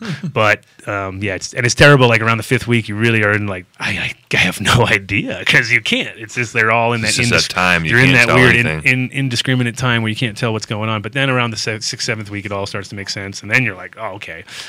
No doubt, this is that. So luckily, you have to know your own strains though first. If you do that with other strains of other people's things, you might be lost right off the bat. So now this brings up something I wanted to ask you earlier because the Super Silver Haze popped into my head. Do you were talking about smelling something in nature and kind of tasting it in weed? Yeah.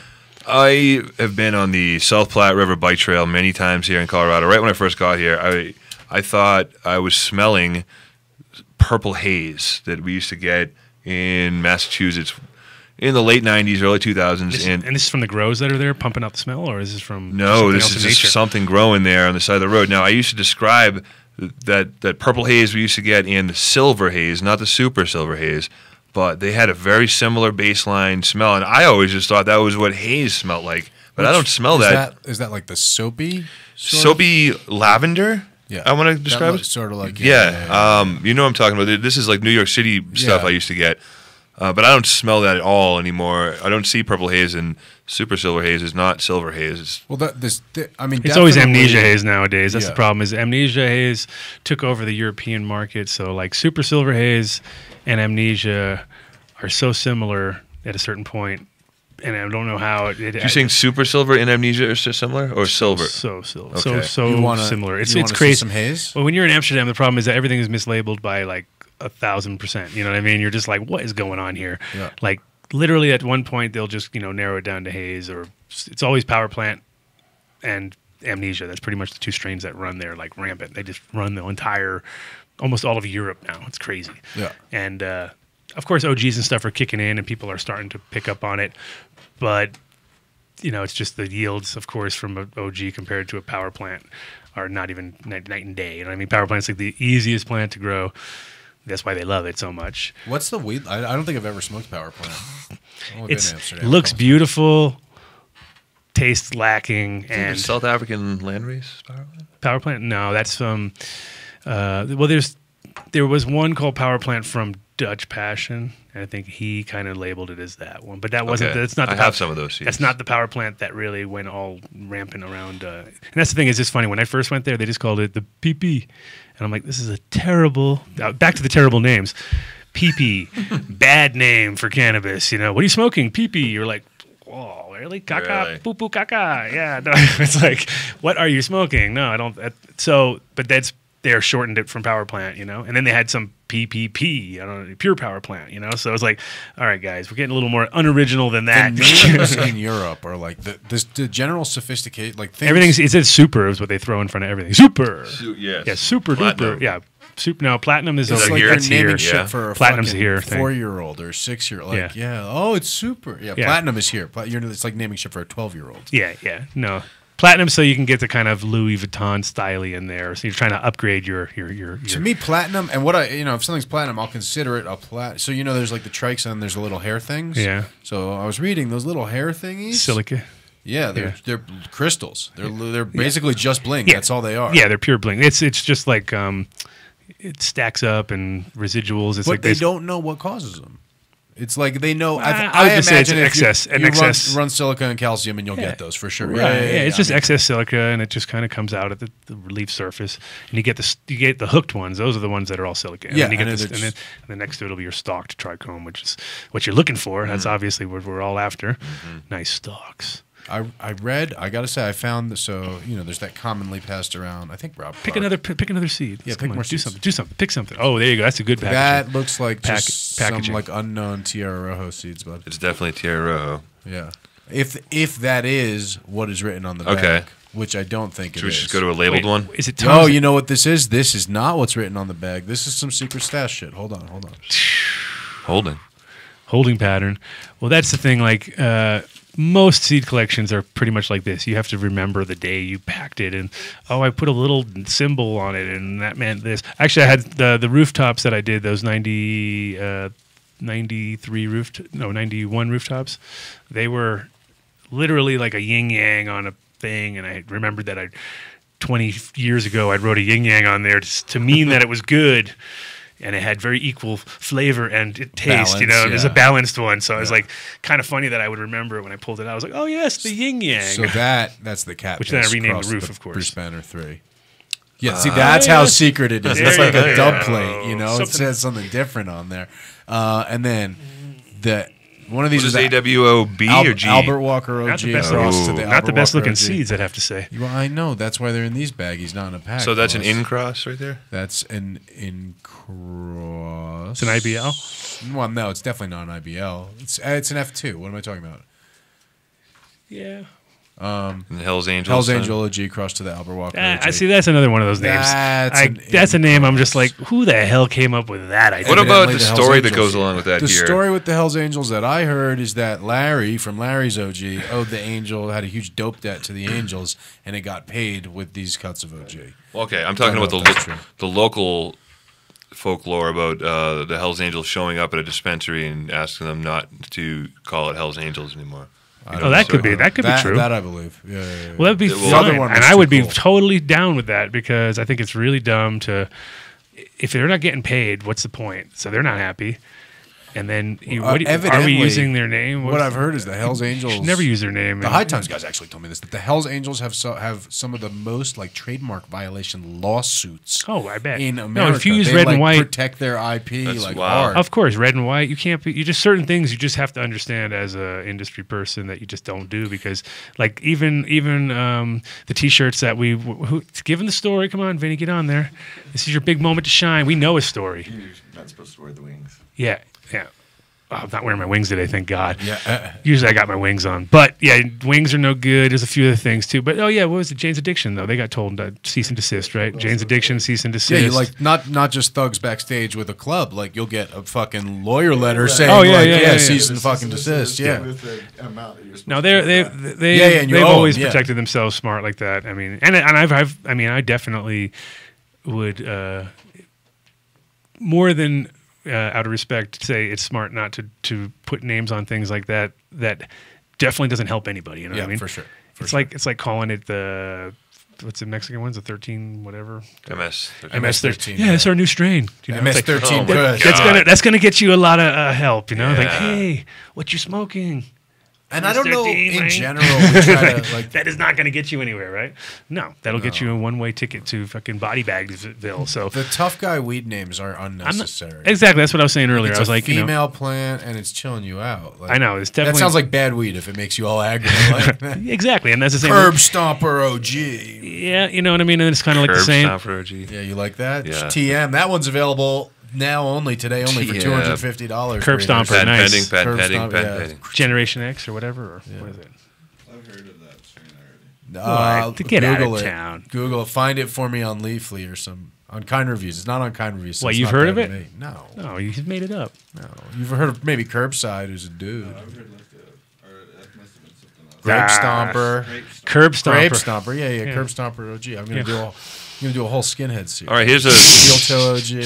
Here's a seed pack here that says True OG S1. Yes, sir. Feminized. So what is believe it. what is a True OG seed come from? True OG. Well, that we could maybe call him and get him on the air. That's Down with Dirt. Down with Dirt. Yeah, we can Riley. get him on the air. Yeah, let me see if I can get him on the air. Get him on the air tell you anyway. what the True OG is. I've smoked something called True OG before, and it was fantastic. I think it's maybe an SFV is what I think. Tahoe or SFV. Sure, that's what I imagined. It was just OG Kush. That's what it Some smelled people like. say that the True OG is whatever that 91 OGer. Yeah, is that the OGer? Yeah. I mean, that's whatever what I was had around in 91. Yeah, that's what I took back with me. What are you looking at there, Mike? Tange times Chem. Oh, that's Mr. Dunn's. Tange Chem. Look at my packaging. Yeah. Awesome. Yep. Look at that. Wow, that's the best packaging I've ever seen.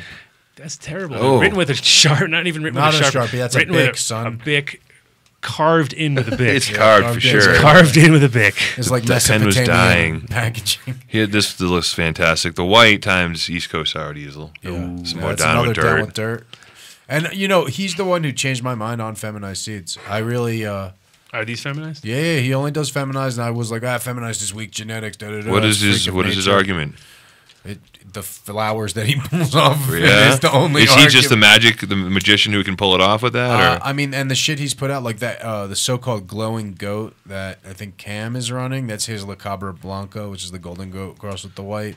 Just the shit people are running, popping phenos of this. That's great. I mean, and like we were saying before, dude, all the beloved OGs, the Face Off, Poison, everything after the true OGs or whatever was S1s. There's nothing, and that means they were feminized. It doesn't mean it can't be dank. I wouldn't breed with it. Why not? Unless you're going for feminized seed. That he embraced with. If you're trying to go for stable genetics that are male-female, it's not going to work. Yeah, no, it's better for long-term longevity for sure, regular. But if you're into sales and you're into getting people pretty close to the original thing as far as like almost replicating, that's the one thing about clone. That's the one thing comparatively to with seeds. If you have regular, you really got to do a little selection. That's the thing. But when you do feminize, if it's done right, you should get a pretty standard version of whatever you're looking for. And since there's no combinations for these people to work with, that they're pretty much on point. But the stability is the key. That's all I care about. Because you don't want a room full of nanners, obviously. No, that doesn't help anyone. And I guess I really thought feminized seeds were usually the result of, freak Hermes. But apparently when it's intentionally done, it doesn't. It doesn't necessarily pass the Hermes trait, and that's. The thing is that the key is starting with good material, and the problem that a lot of times is I think a lot of people, they spray everything with STS or colchicine or any of that, and they look for the plant that pops the first, like, hey, look, I turned it into a male, and then that's actually the weakest plant out of the batch. You know what I mean? Whereas the one that actually took a little bit extra time but still popped might be a better choice.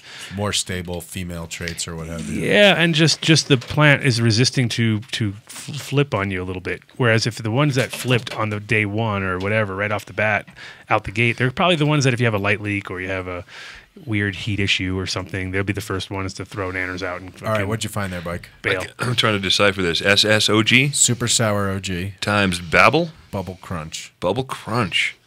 That's a great marketing name. I like the sound of that. So I get 10% of everything with the word bubble in it, right? Pretty much. Is that how it works? It has nothing to do with bubble. See, that's what pisses me off when someone's like, oh, it's bubble whatever. And you're like, so it's bubble gum crossed with, No. Oh, it's bubble haze. So it's bubble gum crossed with a haze. No, it's neither. Like I hate that. That doesn't make much sense. No, don't do that. And when you do it out of ignorance, because there's a strain called bubblegum. Like, dude, read a fucking book. Grow up. Then you definitely shouldn't be growing weed at that point. Ooh, yeah, that one, right? That one's been hiding in my bag for a long time. Tell them what that is, Mike. This is East Coast Sour D times. Let me see here. Sour Pez times Bubba Tahoe OG? That's that Buddha Tahoe? Buddha Tahoe OG. Sour Pez times Buddha Tahoe OG times the East Coast Sour D. Ooh. This is from La Plata. La Plata. I picked that up when we did that thing. A melange. It's a melange, we call it.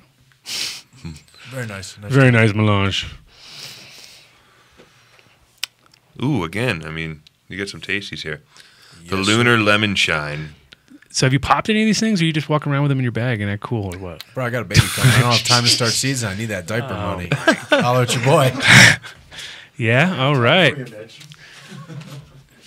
It is pretty cool to walk around this bag of seeds. I mean, not to everyone, but I appreciate you doing it, so thanks. I mean, I have it because I'm going somewhere. It's not like I've been carrying it with No, me. we're not He's carrying. Every time I see you got that bag. What are you talking about? Because I happen to see you. You're a seedy guy. You hang out with seedy people. Seedy guy, seedy people have been known. No, generally it sits in my closet. But it's this, like you were saying, into a perfect segue back. 'Tis the season to be messing with seeds, and everyone's exactly now. So if you have a bag of seeds just like him, be going through it now. White Times Tangiers. Oh, I see a terrible labeler done. I see that up there from D Money. Yes, D. I know. At least I admit it. You know, I'm an admitter of my lameness. I got James on point though right now. James is not. He's not missing a beat. He's actually found things we thought we lost. He's like found it. I'm like, cool, got it. See, so thank God for James. What's the happy brother? So that one's it's the only Karma thing I have in my collection. I just got noticed that. Any other useful? Adam, do you know Karma? Yeah, we know each other. So then I don't know. The story that I read is that when he first got to Amsterdam, a Rasta dude walked in his shop and gave him some sativa, and it was the best weed he ever smoked, and that he got the cut of, and that's the Happy Brother. I have no fucking idea, but I don't know if we can get more on that. That's been sitting in my You said moron, didn't you? I pick up on that when people say moron as well, especially on the news. Yeah, it's like. Oh, speaking of the news, you see that thing on the news, the dick pic on the news? Did you guys talk about that? That was hysterical. That is great. What's that? Oh, you didn't see that shit on the? Oh, that was awesome. That was awesome. It was local too. That made it even better. Yeah. It was pretty funny. Did you see the actual thing? Did you watch the it? horror on their face. Did you see the lead-in pictures though? It was like the worst looking this is burrito. getting worse. It was the worst. Worse. It was the worst burrito, and then it was Edward Scissorhands. It was like, see, you're just thinking about this dude's fetishes right now. You're like, okay, so he's into Johnny Depp and bad burritos and penises, obviously. What were they talking about when they were showing it? Did we find out whose computer it was? It had nothing to do with anything that they were talking about. It didn't make any sense. I don't know. Because I kind of saw the lead-in, and it was like, I don't know. Right? Like it's like they weren't like, hey, look at this random shit on Instagram. Well, they were like, oh, this is kind of that's a no. You know, it was like it was awesome. It was awesome. It was really good. And honestly, it was like so amateur. It's like the sort of mistake you would expect from us, but the real news does that here in Denver. We should flash penises on the show. Like, oh, sorry. Whoops. Technical difficulties. And maybe they just said, oh, we're just going to ignore that. Yeah, and then we can see if we get it like world news from that. Adam Dunn show mistakenly puts accidentally shows dick. What's that? 5 minutes? We got a 5 minute countdown. Boo! Put the boo up. Put the boo. Boo. Find the boo. Come on. Get to work. Oh no. What? I'm gonna have to boo you. A part-time soundboard. I'm gonna boo you on the boo. How's that? Hold on. Where is it? We got 5 minute countdown. Get to this stack here, Mike. Oh, we didn't even get to play this one. Hold on. Boo. I got these two in the stack. Yeah. For real. 5 minutes only. 5 minute countdown. Now put on Bad Boys. So here's the solution of the 5 minute countdown. Come on, we gotta do it just for a second. Yeah, we need this. We need the theme songs. So tell me about. I guess we'll go this one first because it. Bad boys, what you gonna do? Come on, man. We had excellent time. Mike, like asking me a question. Yeah, well, while you're trying to sell seeds or something, what are you trying to do there? You need to do that when the deal is done. What is the LA affair? It's the LA Affy cross to the Fire OG. Oh, that one. That one we ran. Everything we pulled out of that was impressive. We had 3 different phenos. That's what sold me on Count Adventure. Who just hit me up today. He's in Colorado. He just moved. He's down near the Springs. Nice. We'll make him on the show then. Yeah, absolutely. Can get him up on the show. Text me Start getting guests. That's you're you supposed want to them be physically in person, or they don't have to be. If they're already down south, they can just get on the phone. Okay, whatever's clever. Better if they come here and bring some weed. Yeah. Talk about it. Come here and bring something to smoke. Obviously. So all right, we got a 5 minute. We're gonna do all our shout outs, our last minutes wrap up, rapidoodle doos. Way to Grow, #1 sponsor, 30% off all Botanic this until April 1st. Ooh. So if you're using Botanic, now's the time to stock up. And that's at all the locations, so it doesn't matter where you are in the state, you pretty much can get to them, I hope. Unless you're up in the middle of Durango, right? That's that's a hard one to get anything.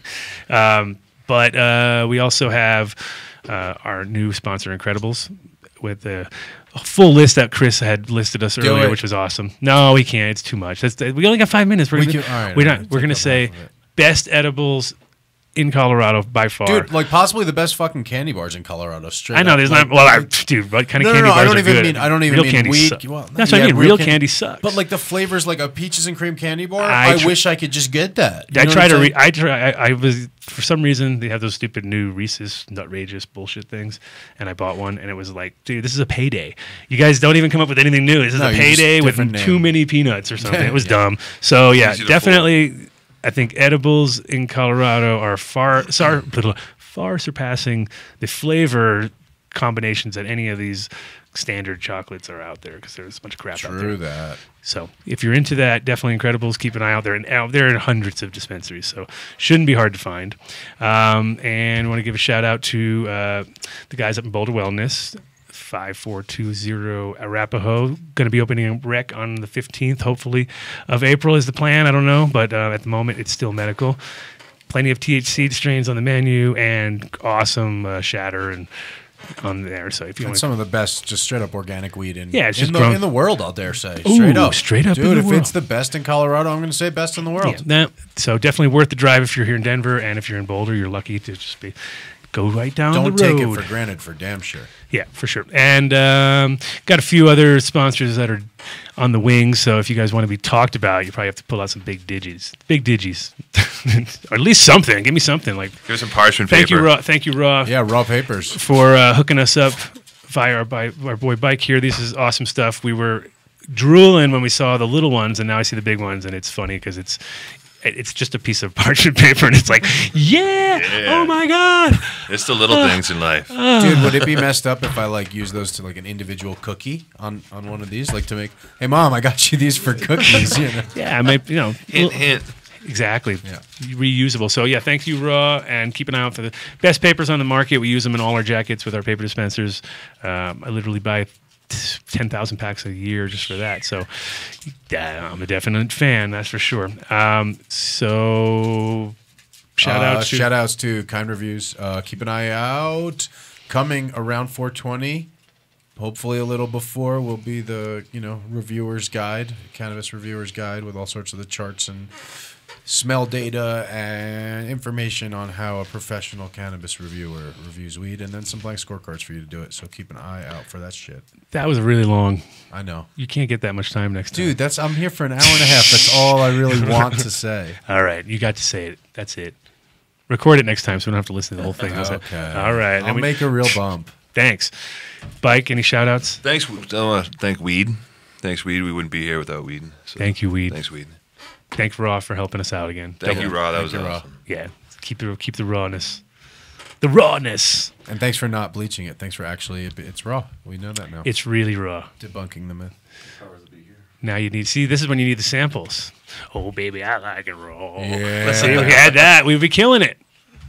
Maybe we'll hook that up for next week. Thank you, guys. See you then. Sorry if I didn't get to your questions because I couldn't read them. I gave up my thing for sounds. Come on. You got to end with a sound. You can't just. Dude. What is going down here? I'll be back. There we go. Right. See you guys later. Thank you. Bye.